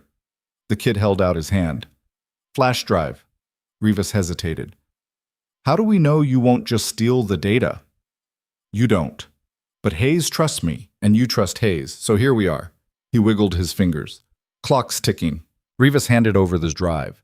The kid plugged it in, started typing. Lines of code scrolled across his screen faster than Emily could track. Holy shit, the kid breathed after a minute. This is real. Yeah, Emily said. It's real. You know what'll happen when this goes live? Half the defense establishment will implode. Congressional investigations, court-martials, criminal prosecutions. He kept typing. People are going to die over this. People already have. The kid nodded, kept working. I'm setting up a dead man's switch. Files upload to the congressional server at 0600. But if I don't input a cancel code every 12 hours after that, copies automatically distribute to WikiLeaks, the New York Times, Washington Post, and 20 other outlets. That way, if someone tries to silence you, the whole thing goes nuclear. Can they trace it back to you? Rivas asked. Not unless the NSA suddenly gets competent, which, let's be honest, isn't happening. The kid pulled up another window.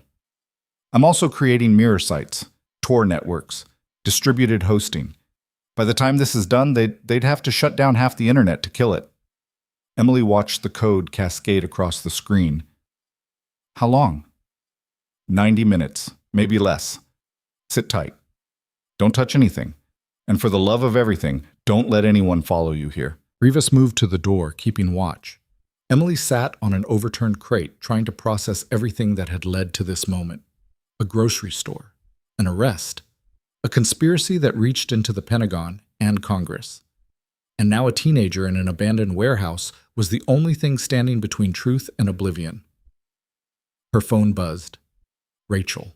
Where are you? Rachel demanded. Marcus just called. He says the press conference is still on for 10 a.m., but I got a weird message from you about meeting someone. Change of plans. We're uploading the evidence tonight. It'll hit federal servers at 6 a.m. Tell Marcus to have his cameras ready. By the time the sun comes up, This whole thing breaks. Emily, what are you not telling me? That Graves is planning an attack on Federal Plaza. That if we go through with the press conference as scheduled, people will die. That we're doing this the only way we can. Rachel was quiet for a long moment. Where are you right now? Somewhere safe? That's not an answer. It's the only one you're getting. Just trust me. By morning, this is over. One way or another, Rachel said quietly. Yeah, one way or another. Emily hung up, looked at Rivas. Rachel knows. She'll make sure Marcus is ready. Good. Because once this goes live, we're going to need all the media coverage we can. The kid interrupted. We've got a problem. Rivas spun. What kind of problem? Someone's trying to trace your phones, multiple pings, military-grade tracking software. The kid's fingers flew across the keyboard. They're triangulating your location. They'll have it in about 3 minutes. Can you block it? I can scramble the signals, make it look like you're in 6 different places, but only for about 10 minutes. After that, they'll crack it. Rivas grabbed Emily's arm. We need to move, now. I'm not done uploading, the kid started. How much longer? 40 minutes, maybe 30 if I cut corners. Cut all the corners. We'll draw them away. You finish the upload. Rivas pulled out the cash, threw it on the table. That's everything we have. Get this done. The kid nodded. I'll get it done. Just don't die before 6 a.m. That'd be really anticlimactic. Emily and Rivas ran for the door. Outside, the night had gone from quiet to hostile. Shadows moved between buildings, the sound of engines, multiple vehicles closing in. They're already here, Emily said. Then we run. They sprinted across the industrial park, weaving between buildings. Behind them, headlights blazed to life. 2 SUVs. No, 3, all converging. Rivas veered left, pulling Emily into a narrow gap between warehouses. They ran through darkness, stumbling over debris, lungs burning. The SUVs couldn't follow here. Too narrow. But Emily could hear doors slamming, footsteps, shouts. They were being hunted on foot now. Rivas led them through a hole in a chain-link fence, across a vacant lot, toward a section of the park that backed onto the river. The water gleamed black under the quarter moon. Nowhere left to run. We're trapped, Emily gasped. No, we swim. What? The current will carry us downstream. They can't follow in vehicles. We surface a mile south, get to a phone, call Rachel. He was already pulling off his jacket. Can you swim? Yeah, but... Then move. They hit the water. It was cold enough to stop Emily's heart. The current grabbed them immediately, dragging them away from shore. Emily kicked hard, trying to stay afloat, trying to keep her bandaged hands above water. Behind them, figures appeared at the riverbank. Flashlights swept the water. Someone shouted orders. Then gunfire. Bullets slapped the water around them. Emily dove under, her lungs screaming for air. When she surfaced, Rivas was beside her, pulling her along. The current was faster now, stronger. The shore receded. They let the river take them. They crawled onto the muddy bank a mile downstream, soaked and shaking. Emily's bandages had disintegrated. Her hands were bleeding again. Rivas had lost his phone and his weapon. They had nothing except wet clothes and whatever time the kid could buy them. Rivas checked his watch. The crystal was cracked but still working. 12:40. The upload should be done by 1:30. If they didn't find him. If they found him, we're already dead. So let's assume they didn't. They walked along the river until they found a payphone outside a closed gas station. Rivas called Rachel collect. She answered on the first ring. Where are you? Wet, cold, alive. Rivas gave her their approximate location. We need a ride and dry clothes and a place to hide until 6 a.m. I'll be there in 15 minutes. She was there in 12, pulled up in her car with the heat blasting and a bag full of clothes from a 24-hour Walmart. Emily changed in the back seat while Rivas navigated from the front. What happened? Rachel asked. Graves found us. We had to improvise. Rivas pulled on a dry shirt. The evidence is uploading as we speak. By dawn, every federal oversight agency in D.C. will have copies. There's no stopping it. Then why do you both look like you're going to a funeral? Emily finished dressing, looked at Rachel in the rearview mirror. Because Graves isn't going to accept defeat. He's going to come for us anyway. Not to stop the evidence. That's done. but to make sure we don't live to testify. So what do? We finish this. On our terms. Emily pulled out the .38, checked the cylinder. Still 5 rounds, still dry. We go public like we planned. Federal Plaza, 10 a.m., cameras rolling, and when Graves makes his move, we make him answer for it in front of the world. That's suicide, Rachel said. Maybe. Or maybe it's the only way to make sure he goes down with us. Emily met Rachel's eyes. I didn't survive war and corruption and murder to hide now. If I'm going out, it's going to mean something. Rachel drove in silence for a long moment. Then she pulled over, turned around in her seat. You're not going out. Neither of you. Because I'm not losing anyone else to these bastards. She pulled out her phone. I'm calling in every favor I have. Lawyers, journalists, civil rights groups. By the time you step up to that microphone tomorrow, there will be so many witnesses that Graves can't touch you without exposing himself. He doesn't care about exposure, Rivas said. He cares about revenge. Then we make him care. Rachel started dialing. We make tomorrow so public, so documented, so undeniable that killing you becomes impossible. Trust me. Emily wanted to believe her, wanted to think that sunlight and cameras and public scrutiny would be enough, but she'd seen what these people were capable of, and she knew that desperation made monsters. Still, it was the only plan they had. Rachel drove them to a safe house, an apartment owned by a colleague who asked no questions. They spent the next 4 hours waiting, watching the clock. Every minute felt like an eternity. At 5:45 a.m., the kid sent a text to Rivas's burner. Upload complete. Dead man armed. You're live in 15. At 6 a.m. exactly, Rachel's phone exploded with notifications. News alerts, text messages, calls from journalists she'd contacted overnight. The evidence had hit the servers, and within minutes, it was spreading. By 6:30, CNN was running a breaking news banner. Military corruption scandal rocks Pentagon. By 7, the Washington Post had published the first analysis. Classified memo reveals cost-cutting program that led to soldier death. By 7:30, Senator Patricia Keegan was on Morning Joe calling for immediate hearings. If these allegations are true, this is the greatest betrayal of our armed forces in a generation. By 8 o'clock, protesters were gathering at Federal Plaza. By 9 o'clock, every major network had cameras set up. And at 9:45, Emily Carter and Mateo Rivas walked into Federal Plaza to face the world. What? The plaza was packed. Protesters, journalists, veterans groups, curiosity seekers. Police had set up barricades to control the crowd. News helicopters circled overhead. And on a makeshift stage at the center of it all stood a microphone and a podium. Rachel met them at the edge of the crowd. Marcus is ready. Every outlet is here. When you start talking, this goes live to 40 million people. Emily scanned the crowd, looking for threats, looking for Graves. She didn't see him, but she felt him, somewhere, watching, waiting. Any sign of Hale? Rivas asked. He's in federal custody, Rachel said. FBI picked him up 2 hours ago, so is Deputy Director Wallace. The whole DIA Oversight Division is being investigated. What about Senator Blackwell? Lawyered up, denying everything. But the Senate Ethics Committee just announced an emergency hearing. Rachel looked at Emily. You did it. You actually did it. It's not over yet. No, but you're winning. Marcus Lynn appeared through the crowd, camera crew in tow. We're live in 3 minutes. Emily, I need you center stage. Rivas, you're beside her. Rachel, you're providing legal context. Keep it tight. Keep it factual. Let the evidence speak. Emily nodded, walked to the stage. The crowd noise swelled. Cameras swung toward her. She could see her face on the big screens they'd set up. Haggard, bandaged, defiant. The nurse nobody noticed. The woman they'd tried to erase. Now the whole world was watching. Marcus counted down.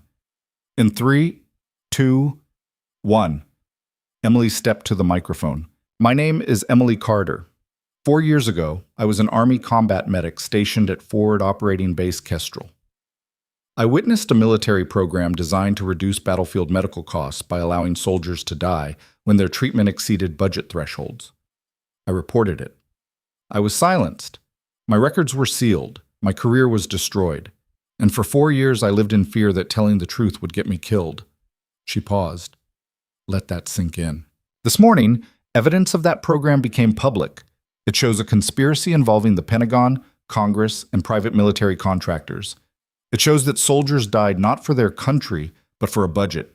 It shows names, dates, bank transfers, audio recordings. It shows everything. The crowd was silent now, every eye on her. The people responsible for this tried to bury me.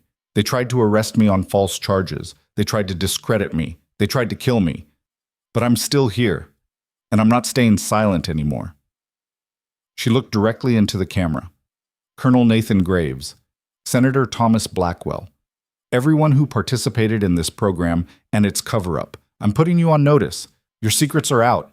Your lies are exposed. And a sound, sharp, familiar, gunfire. The crowd erupted into chaos. People screaming, running. Emily hit the ground as bullets tore through the stage. Rivas covered her. Rachel was shouting into her phone. More gunfire, not from the crowd, from above. Emily looked up, saw a figure on a rooftop across the plaza. Rifle, tactical gear, firing methodically into the crowd. Not trying to kill her, trying to create carnage. Trying to turn this into a massacre. Graves' spectacle. Police were returning fire. SWAT teams mobilizing. But people were down. Blood on the concrete. Exactly what Graves had promised. Rivas pulled Emily toward cover. We need to move. Another shot. This one hit the podium inches from Emily's head. She looked up at the rooftop, saw the shooter adjust his aim, aiming at her now, specifically. Then she saw something else. A second figure on the roof, tackling the shooter, both men going down, the rifle clattering away. The gunfire stopped. SWAT reached the roof 90 seconds later. They found two men. One was a contracted Aegis operative. The other was Colonel Nathan Graves, unconscious, disarmed, and under arrest. He'd gone to supervise the hit personally, and someone had stopped him. By noon, the whole story was public. The shooting, Graves' arrest, the evidence upload, Senator Blackwell's resignation, Hale's federal indictment, the protective custody of the two surviving infantrymen from Kestrel. All of it. Emily sat in a hospital room getting her hands rebandaged for the third time in a week. Rivas was in the next room, being treated for a bullet graze he hadn't mentioned. Rachel was handling the media circus outside. A doctor finished wrapping Emily's left hand. You need to stop doing things that require hands, at least for a few weeks. I'll try. The door opened.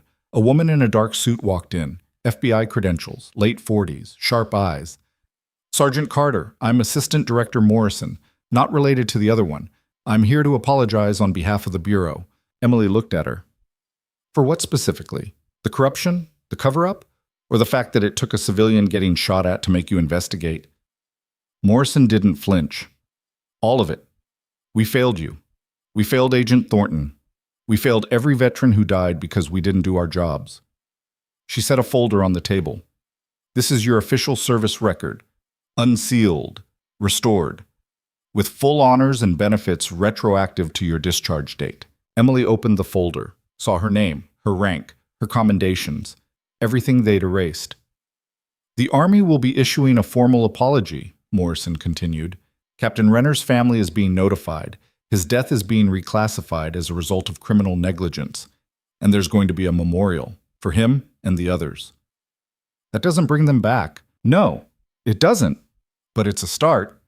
Morrison paused. We're also offering you a position, consultant, helping us reform military medical protocols, making sure this never happens again. Emily almost laughed. You want me to work for the same system that tried to kill me? I want you to fix it from the inside. You've proven you're not afraid to fight. Now prove you can build something better. I'll think about it. Morrison nodded, turned to leave, stopped at the door. The person who stopped Graves on that rooftop. We haven't been able to identify them.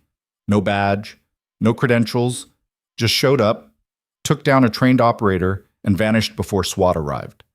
She looked back at Emily. You have any idea who that might have been? Emily thought about it, about the figure on the roof, about someone willing to risk everything to stop a massacre. No idea, she said. Morrison smiled faintly. Didn't think so. She left. Emily sat alone in the hospital room, looking at her restored service record. at proof that she'd existed, that she'd mattered, that she hadn't been erased after all. Her phone rang. Unknown number. She answered. Emily Carter? A familiar voice, smooth, calm, defeated. You won. Colonel Nathan Graves sounded tired. I underestimated you. That was my mistake. Why are you calling? To tell you it's not over. Blackwell's gone, Hale's gone, I'm gone. But the program, the people who funded it, they're still there, still operating, still deciding which soldiers are worth saving and which aren't. He paused. You exposed one conspiracy. But there are others, deeper ones you haven't even imagined. Then I'll expose those too. Maybe. Or maybe you'll end up like Captain Renner, like Agent Thornton, like everyone else who thought they could change the system. Graves laughed softly. But I hope you try, because watching you fight has been the most interesting thing to happen to me in years. Enjoy prison, Colonel. I won't be there long. People like me never are. The line went dead. Emily set down the phone, looked out the window at Silvergate City, at the ordinary world that had no idea how close it had come to falling apart. But it hadn't fallen apart, because she'd fought back, because Rivas had helped, because Rachel had believed, because a nameless hacker and an anonymous rooftop hero had done their part, because sometimes the invisible people were the ones who changed everything. Isad. 3 days later, Emily stood at Arlington National Cemetery in front of a grave marker that bore Captain David Renner's name. The military had finally acknowledged his death as something other than acceptable losses. His family was there, his widow, his children. They thanked Emily through tears. She didn't know what to say, didn't know how to explain that it had taken 4 years and a dead FBI agent and a national scandal to get them this moment. So she just stood there and remembered. Behind her, Rivas approached quietly. The Senate hearing starts in an hour. They want you to testify. I know. Are you ready? Emily looked at the grave, at Renner's name etched in marble, at proof that he'd existed, that he'd mattered. Yeah, she said. I'm ready. They walked back to the car. Rachel was waiting, holding a briefing folder thick with questions the Senate would ask. Marcus was there too, camera ready, documenting everything. As they drove toward Capitol Hill, Emily's phone buzzed one last time. A text from an unknown number. The person who stopped Graves on the roof. That was me. One of the infantrymen from Kestrel. You saved my life 4 years ago. Figured I owed you. Good luck with the testimony. We're all watching. Corporal James Wade. Emily stared at the message. Then she deleted it. Some debts didn't need acknowledgement. The car pulled up to the Senate building. Protesters lined the steps. Supporters and detractors both. Signs demanding justice. Signs defending the military. The whole messy chaos of democracy trying to figure out what it believed. Emily stepped out of the car. Cameras flashed. Questions were shouted. Rachel guided her through the crowd toward the entrance. Inside, the hearing room was packed. Senators on the dais. Witnesses at the table. Gallery full of press and spectators. And in the back row, wearing civilian clothes and looking smaller than he had in uniform, sat Warren Hale, out on bail, awaiting trial, watching. Their eyes met across the room. Emily didn't look away. She took her seat at the witness table, raised her right hand, swore to tell the truth. And then she told it, every detail, every name, every moment from Kestrel to Morton's Grocery to Federal Plaza. 3 hours of testimony that left the room in stunned silence. When she finished, Senator Keegan leaned forward. Ms. Carter, in your professional opinion, how many soldiers died as a result of this program? Emily thought about it, about Renner, about the names on Thornton's list, about the ones she'd never know.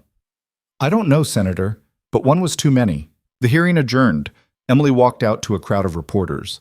She gave a brief statement, thanked those who'd helped, and said she was returning to work at Westfield General because there were still patients who needed her, still people nobody else noticed, and she'd spent 4 years being invisible. Now she was going to make sure everyone else got seen too. 2 weeks later, Emily returned to her apartment for the first time since the night they'd blown her door off. The building manager had installed a new door, new locks, new frame, like nothing had happened. She stood in her kitchen, looking at the same peanut butter jar on the counter, the same unmade bed, the same life she'd been living before everything changed. Except it had changed. She had changed. Her phone rang. Rachel. Turn on the news. Emily found the remote, clicked on CNN, breaking news banner. Senator Thomas Blackwell arrested on federal corruption charges. The footage showed federal agents leading Blackwell out of his Georgetown townhouse in handcuffs. He wasn't smiling anymore. Wasn't untouchable. The anchor was reading a statement. In connection with the military medical scandal exposed by former Army medic Emily Carter, Senator Blackwell faces charges including conspiracy, fraud, and obstruction of justice. If convicted, he faces up to 40 years in federal prison. Emily watched until they cut to commercial. Then she turned off the TV, sat in silence. And for the first time in 4 years, she felt something that wasn't fear or anger or exhaustion. She felt free. Her phone buzzed again. A text from an unknown number. They're not done. Stay alert. Stay alive. A friend. Emily looked at the message for a long time. Then she deleted it, walked to her window, and looked out at Silvergate City. At the lights. At the life. At the future she'd almost lost. Somewhere out there, other conspiracies were unfolding. Other soldiers were dying for the wrong reasons. Other people were being erased. But Emily Carter wasn't invisible anymore. And she wasn't finished fighting. Emily deleted the warning text and poured herself coffee from the pot she'd bought with her first paycheck after everything exploded. Real coffee, not gas station sludge, small victories. Her phone rang again. This time she recognized the number. Hayes, how do you feel about a road trip? Rachel's voice had that edge it got when she was about to ask for something big. Depends where we're going. Maine, Michael Torres wants to meet you, says he has something of Lisa's, something she wanted you to have.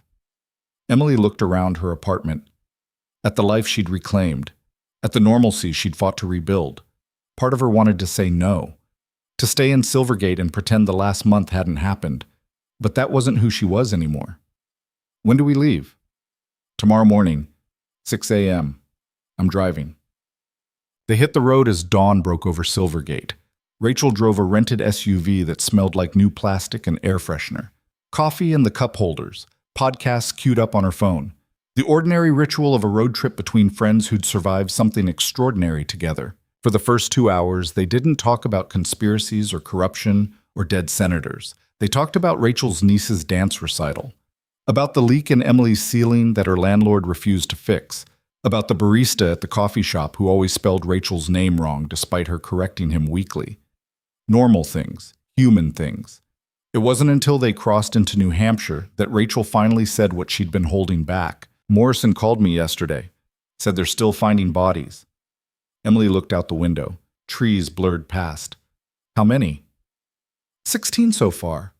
Veterans from Kestrel and other operations, all ruled accidents or suicides, all within the last 4 years.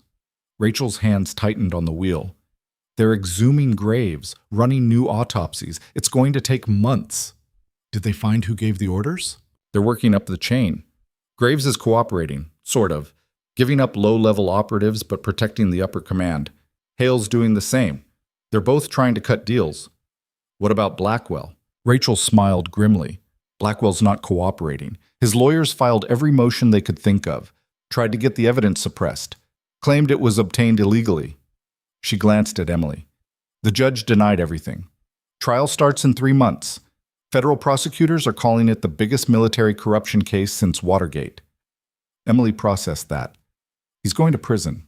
If he doesn't die first, he's 72. Stress like this?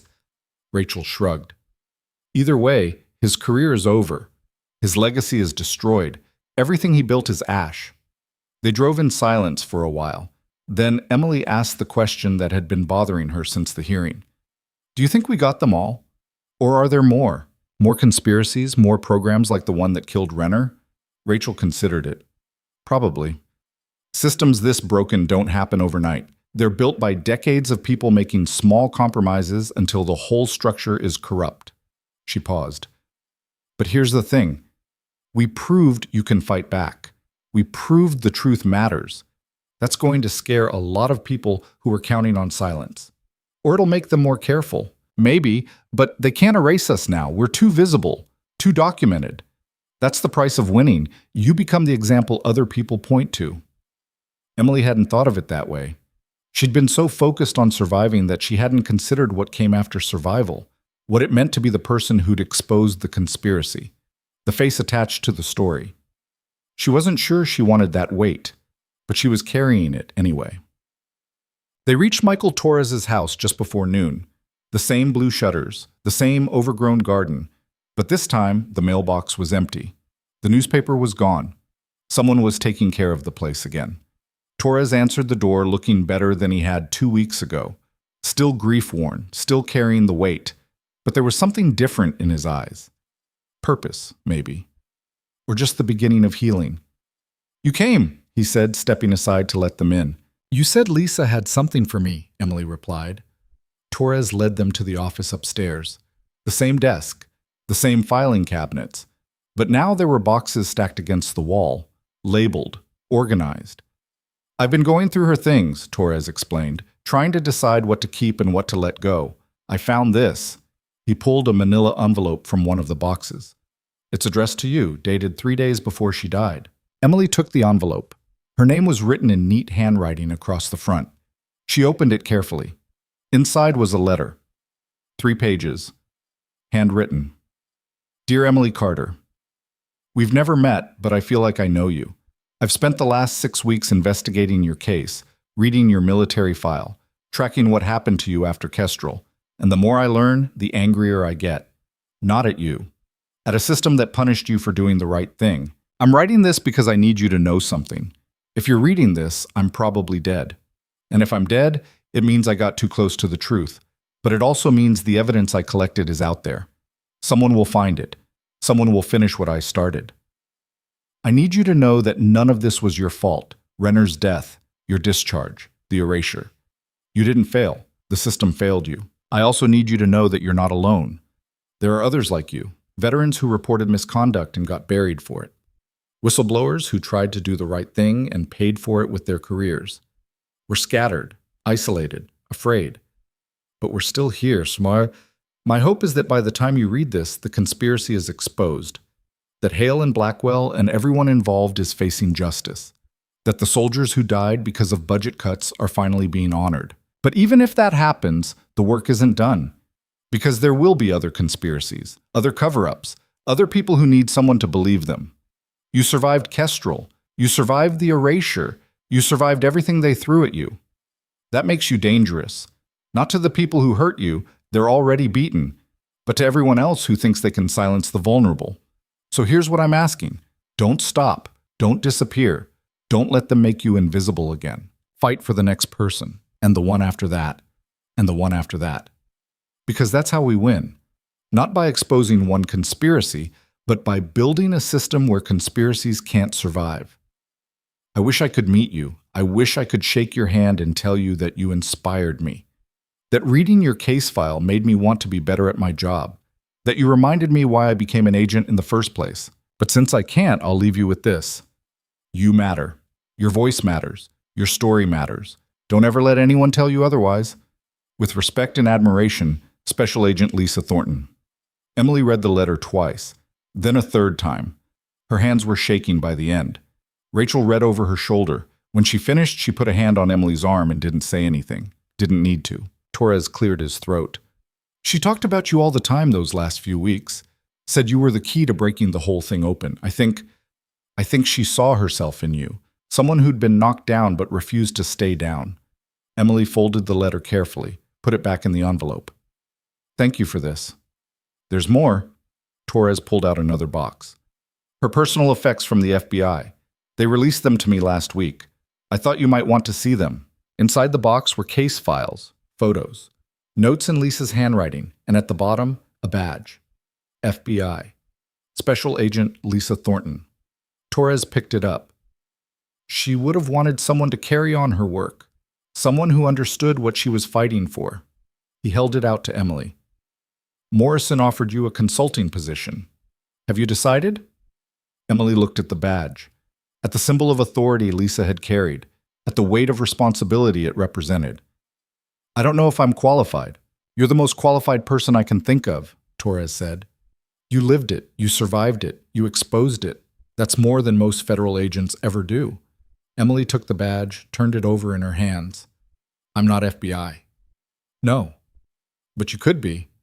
Or you could be something else, someone who bridges the gap between veterans and the system that's supposed to protect them. Torres's voice cracked slightly. Lisa believed in you. I'm asking you to believe in yourself. They drove back to Silvergate in silence. Emily kept the badge in her pocket, kept Lisa's letter in her bag, kept thinking about what Torres had said. Somewhere around Boston, Rachel finally spoke. Are you going to take Morrison's offer? I don't know. Part of me wants to go back to Westfield, back to nursing, back to helping people one patient at a time. And the other part? Emily looked out at the highway, at the miles of road stretching ahead. The other part knows that if I don't do this, someone else will. And they might not understand what it's like to be on the other side, to be the person the system failed. So you're doing it. I didn't say that. You didn't have to. Rachel smiled. I know that look. That's your, I'm about to do something difficult because it's right look. I've seen it a lot lately. Emily laughed despite herself. Is that a thing? It's absolutely a thing. You had it when you refused to take the plea, when you agreed to be bait for Hale, when you walked into Federal Plaza knowing Graves might attack. Rachel glanced over. You're not good at backing down. Is that a compliment? It's an observation. What you do with it is up to you. They stopped for dinner at a roadside diner that served breakfast all day. Emily ordered pancakes. Rachel got a burger. They ate slowly, drawing out the meal, neither wanting the trip to end, because once they got back to Silvergate, real life would start again. Decisions would need to be made.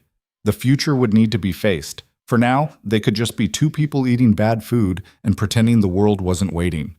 Rachel's phone buzzed. She checked it. Her expression changed. Marcus just sent this. It's already trending.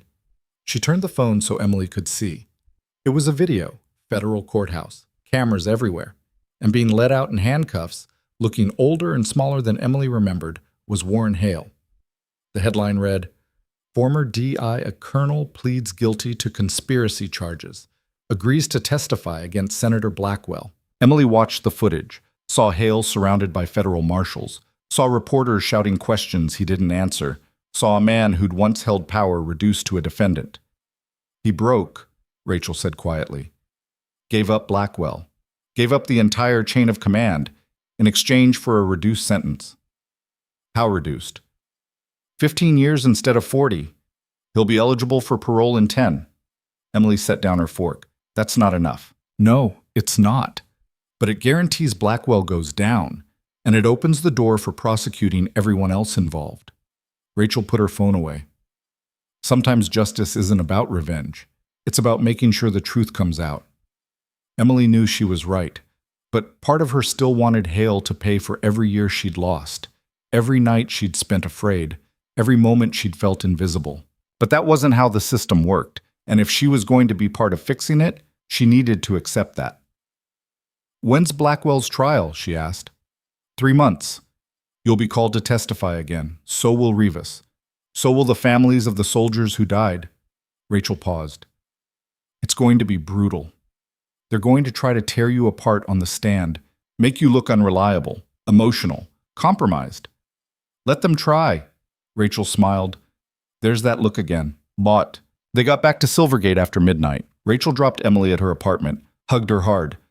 Whatever you decide about Morrison's offer, I'm proud of you. Lisa would be too.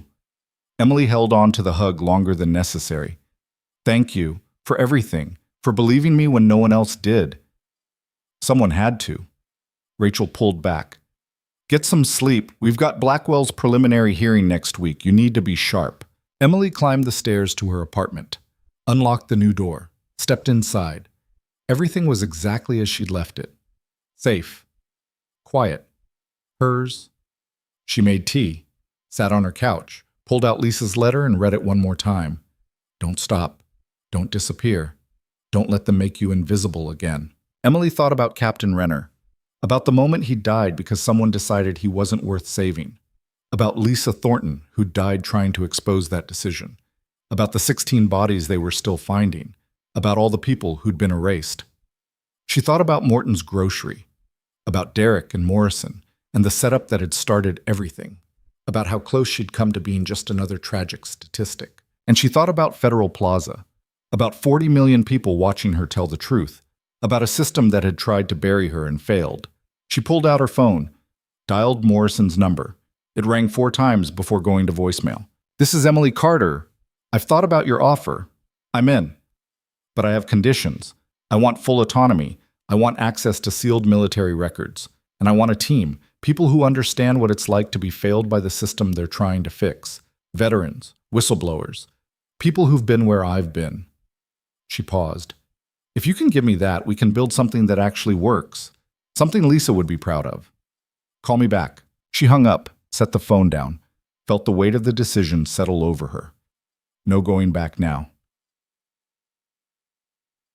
3 months later, Emily stood in federal court wearing a suit Rachel had helped her pick out.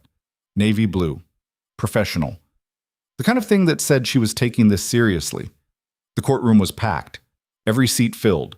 Overflow crowd in the hallway watching on monitors. This was the trial of the decade. Senator Thomas Blackwell facing 43 counts of corruption, conspiracy, and manslaughter.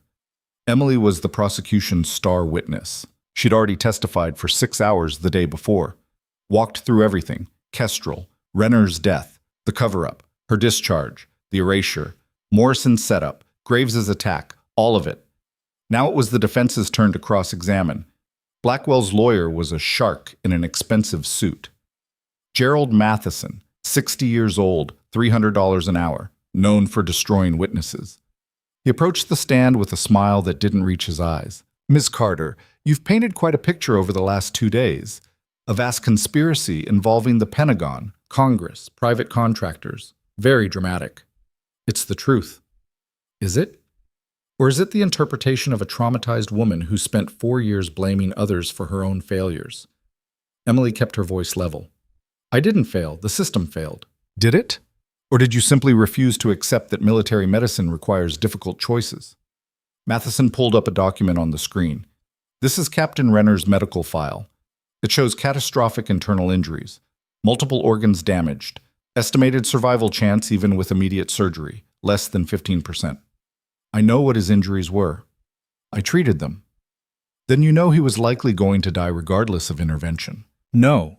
I know that with proper resources and immediate evacuation, he had a chance, a small one, but a chance." Emily leaned forward. "The decision wasn't made for medical reasons. It was made for financial ones. And that's murder." Matheson smiled. "Strong word. Can you prove it?" "The memo your client signed proves it. The one authorizing cost-benefit analysis of battlefield casualties. The one treating soldiers like budget items. That memo has been challenged by 3 independent analysts who say it could be interpreted multiple ways. It says in plain English that soldiers exceeding a treatment cost threshold should be deprioritized for evacuation." Emily's voice rose despite herself. "And there's no interpretation. There's just what it says." "So you claim, but you're not a lawyer. You're not a policy analyst. You're a nurse with a personal vendetta against my client. I'm a combat medic who watched a soldier die because your client valued money over lives." Matheson pulled up another document. "Let's talk about your mental health, Ms. Carter. You were diagnosed with PTSD after your discharge, correct?" Emily's jaw tightened. "Yes." "You've been prescribed medication for anxiety and depression." "Yes." "You've had difficulty maintaining employment, multiple jobs in 4 years, all ending within months. Because I was being systematically harassed, or because you were unstable, unreliable, unable to cope with civilian life." Matheson turned to the jury. "Ladies and gentlemen, I submit that Ms. Carter's testimony is not the product of a clear-minded witness. It's the paranoid delusion of a woman who can't accept that war is hell and soldiers die." The prosecutor objected, the judge sustained, but the damage was done. Emily could see it in some of the jurors' faces: doubt, uncertainty. Matheson returned to the stand. "One more question, Ms. Carter. If your allegations are true, if there really was a conspiracy to murder soldiers for profit, why did you wait 4 years to come forward?" Emily met his eyes. "Because I was erased. My records were sealed. My complaints were buried. I tried to report it and was silenced. I didn't wait. I was forced into silence. And the moment I had the chance to speak, I did. Or the moment you had the chance to profit from a sensational story, I didn't profit. I almost died. Multiple times, I lost my job, my apartment, my safety. I gained nothing except the truth finally being heard. The truth, or your version of it. Matheson turned away. No further questions. Emily stepped down, walked back to the prosecution table. Rachel squeezed her hand. You did good, Rachel whispered. But Emily wasn't sure. Wasn't sure the jury believed her.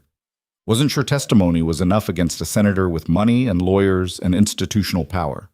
The trial continued for 3 more weeks. Other witnesses, other evidence, financial records, audio recordings. Testimony from Hale, who detailed the program in clinical terms that made it sound almost reasonable. And through it all, Blackwell sat stone-faced at the defense table, never flinching, never showing emotion, playing the role of the wrongly accused public servant to perfection. The jury deliberated for 8 days. Emily spent those days at Westfield General, back in her scrubs, back doing the work she understood, changing bandages, monitoring vitals, saving lives one patient at a time. On the 8th day, her phone rang. Rachel. Jury's back. Verdict in 1 hour. Emily finished her shift, changed into the Navy suit, drove to the courthouse. The courtroom was packed again. Every seat, every inch of standing room. Emily sat in the front row behind the prosecution, Rachel beside her, Rivas on her other side, Michael Torres 3 rows back. All the people who'd fought for this moment. The jury filed in, 12 faces, impossible to read. The judge asked the foreman if they'd reached a verdict. We have, Your Honor. On the charge of conspiracy to commit fraud, how do you find? Guilty. Emily's breath caught. On the charge of conspiracy to commit manslaughter, guilty. On the charge of obstruction of justice, guilty. Count after count. 43 in total. Guilty on every single one. Blackwell's face finally cracked. Not much, just a slight tightening around the eyes. But Emily saw it, saw the moment he realized he'd lost. The judge set sentencing for 2 weeks, revoked Blackwell's bail. Federal marshals led him away in handcuffs. The courtroom erupted. Cheers, tears, reporters rushing for the exits to file their stories. Emily sat frozen in her seat, trying to process what had just happened. They'd won. Actually won. Rachel grabbed her in a hug that nearly crushed her ribs. We did it. We actually did it. Rivas shook her hand, his eyes wet. Thornton would be proud. Torres appeared at the railing. Didn't say anything, just nodded once. An acknowledgement between people who'd lost everything and somehow found justice anyway. Outside, the courthouse steps were a circus. Cameras, microphones, reporters shouting questions. Emily let the prosecution team handle the press. She wasn't interested in sound bites. She walked to her car, sat in silence, let the weight of it finally hit her. 4 years of running. 4 years of hiding. 4 years of believing she'd never matter again. And now a senator was going to prison because she'd refused to stay silent. Her phone buzzed. Text from Morrison.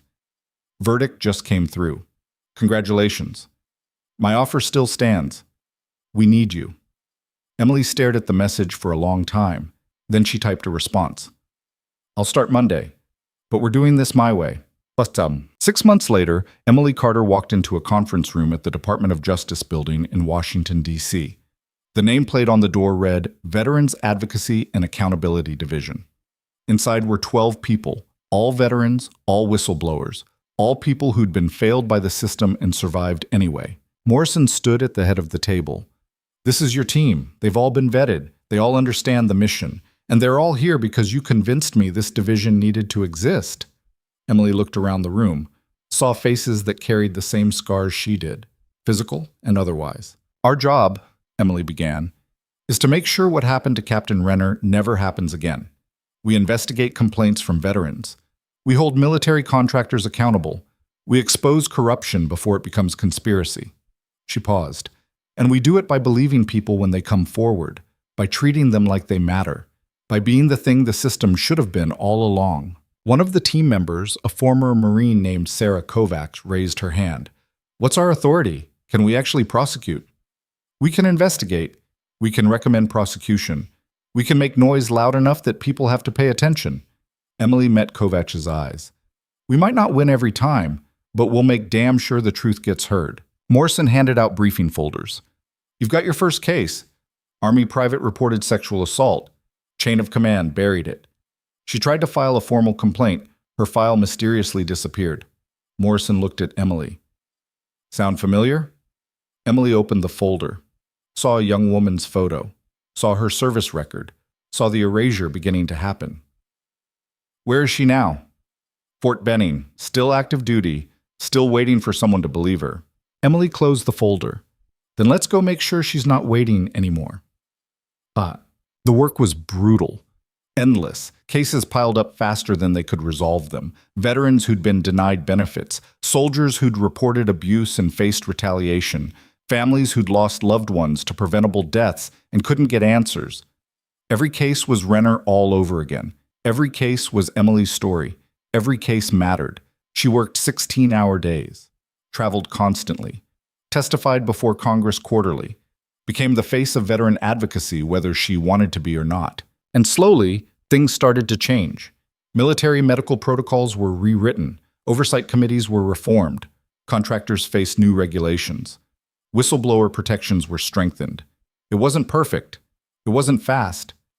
But it was progress. 1 year after the division launched, Emily received a letter, handwritten, from a soldier she'd helped, a lieutenant who'd reported safety violations at his base and faced court-martial until Emily's team intervened. Dear Ms. Carter, I don't know how to thank you for what you did. I was ready to give up, ready to accept that speaking up would cost me my career. Then your team showed up and fought for me. You didn't just save my career, you reminded me why I serve. Because the military should be better than this. Because soldiers deserve leaders who protect them, not exploit them. I'm staying in. I'm going to make rank. And when I do, I'm going to be the kind of officer you were, the kind who fights for what's right even when it's hard. Thank you for not giving up. Thank you for showing me what courage actually looks like. With respect, Lieutenant Marcus Webb. Emily kept the letter in her desk drawer. Next to Lisa's badge, next to the photo of Captain Renner she'd finally allowed herself to display. Reminders of why she did this, why she fought, why she refused to be invisible. 2 years after Blackwell's conviction, Emily stood at Arlington National Cemetery again. This time, in front of a different grave. Special Agent Lisa Thornton, FBI. A life devoted to Justice Michael Torres stood beside her. He'd remarried, started healing, but he still visited Lisa's grave every week. She'd be proud of you, he said quietly. I hope so. I know so. You took everything she started and turned it into something real, something that's actually helping people. Torres looked at the headstone. That's what she wanted. Not revenge, not recognition, just for her work to matter. Emily thought about that, about mattering, about visibility, about all the years she'd spent being invisible and how that invisibility had almost destroyed her. I used to think the worst thing was being erased, Emily said, having my name removed from records, my service denied, my voice silenced. She paused. But I was wrong. The worst thing was believing I deserved it, believing I was the problem, that I'd failed. You never failed. I know that now, but for a long time I didn't. Emily looked at Torres. The system counts on that, on people blaming themselves instead of the system, on shame keeping people quiet. So what changed?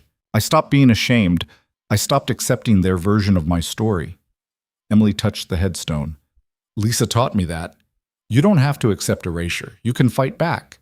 And sometimes, if you're loud enough and stubborn enough and refuse to disappear, you win. Torres smiled. You should write that down. Put it on a poster or something. Emily laughed. Not really my style. Maybe not, but it's true. They stood in silence for a few more minutes. Then Torres said goodbye and walked back to his car. Emily stayed a while longer, talking to Lisa, telling her about the division, about the cases they'd won, about the soldiers they'd helped, about the system they were slowly, painfully reforming. And as she spoke, she realized something. She wasn't telling Lisa anything the agent didn't already know. She was telling herself, reminding herself why she'd survived, why she'd fought, why she mattered. Because that was the lesson. The one Captain Renner's death had taught her, the one Lisa's sacrifice had reinforced, the one she was now teaching others. Your life matters, your voice matters, your truth matters, and anyone who tries to erase you is wrong. 5 years after the trial, Emily Carter received the Presidential Medal of Freedom. The ceremony was held in the White House, surrounded by dignitaries and politicians and cameras. She wore the same Navy suit she'd worn to testify. Rachel and Rivas sat in the front row. Torres flew in from Maine. Even Morrison was there, looking proud. The president read the citation. For extraordinary courage in exposing military corruption, for tireless advocacy on behalf of veterans, and for demonstrating that one person's refusal to be silenced can change an entire system. Emily accepted the medal, shook the president's hand, gave a brief speech about Lisa Thornton and Captain Renner and all the invisible people who'd made her work possible. And then she went back to work, because medals were nice. Recognition was validating, but the job wasn't done. There were still veterans being failed, still conspiracies being hidden, still people being erased. And as long as that was true, Emily Carter wasn't stopping. 10 years after Morton's grocery, Emily sat in her office at the Veterans Advocacy Division. The walls were covered with photos, soldiers she'd helped, cases she'd won, people who'd gone from invisible to vindicated. Her team had grown. 50 investigators now, operating across the country, handling thousands of cases annually, making noise, getting results. The division had its critics. Military brass who thought she was too aggressive, politicians who resented the scrutiny, contractors who'd lobbied to have her funding cut. But they'd survived. Because the work mattered. Because veterans needed someone who understood what they'd been through. Someone who'd been erased and come back fighting. Someone like Emily. Rachel knocked on her door. Got a minute? Always. Rachel sat down. New case just came in. Army surgeon reported a contaminated blood supply at a field hospital. Chain of command told him to keep quiet. Now he's facing discharge for insubordination. Emily felt the familiar anger rise. Where is he? Germany, Ramstein Air Base. Get me on a flight, tonight. Rachel smiled. Already booked. Wheels up at 6. Emily grabbed her jacket, checked that Lisa's badge was still in her pocket.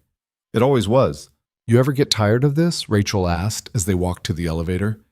Every day. But you keep doing it. Yeah. Why?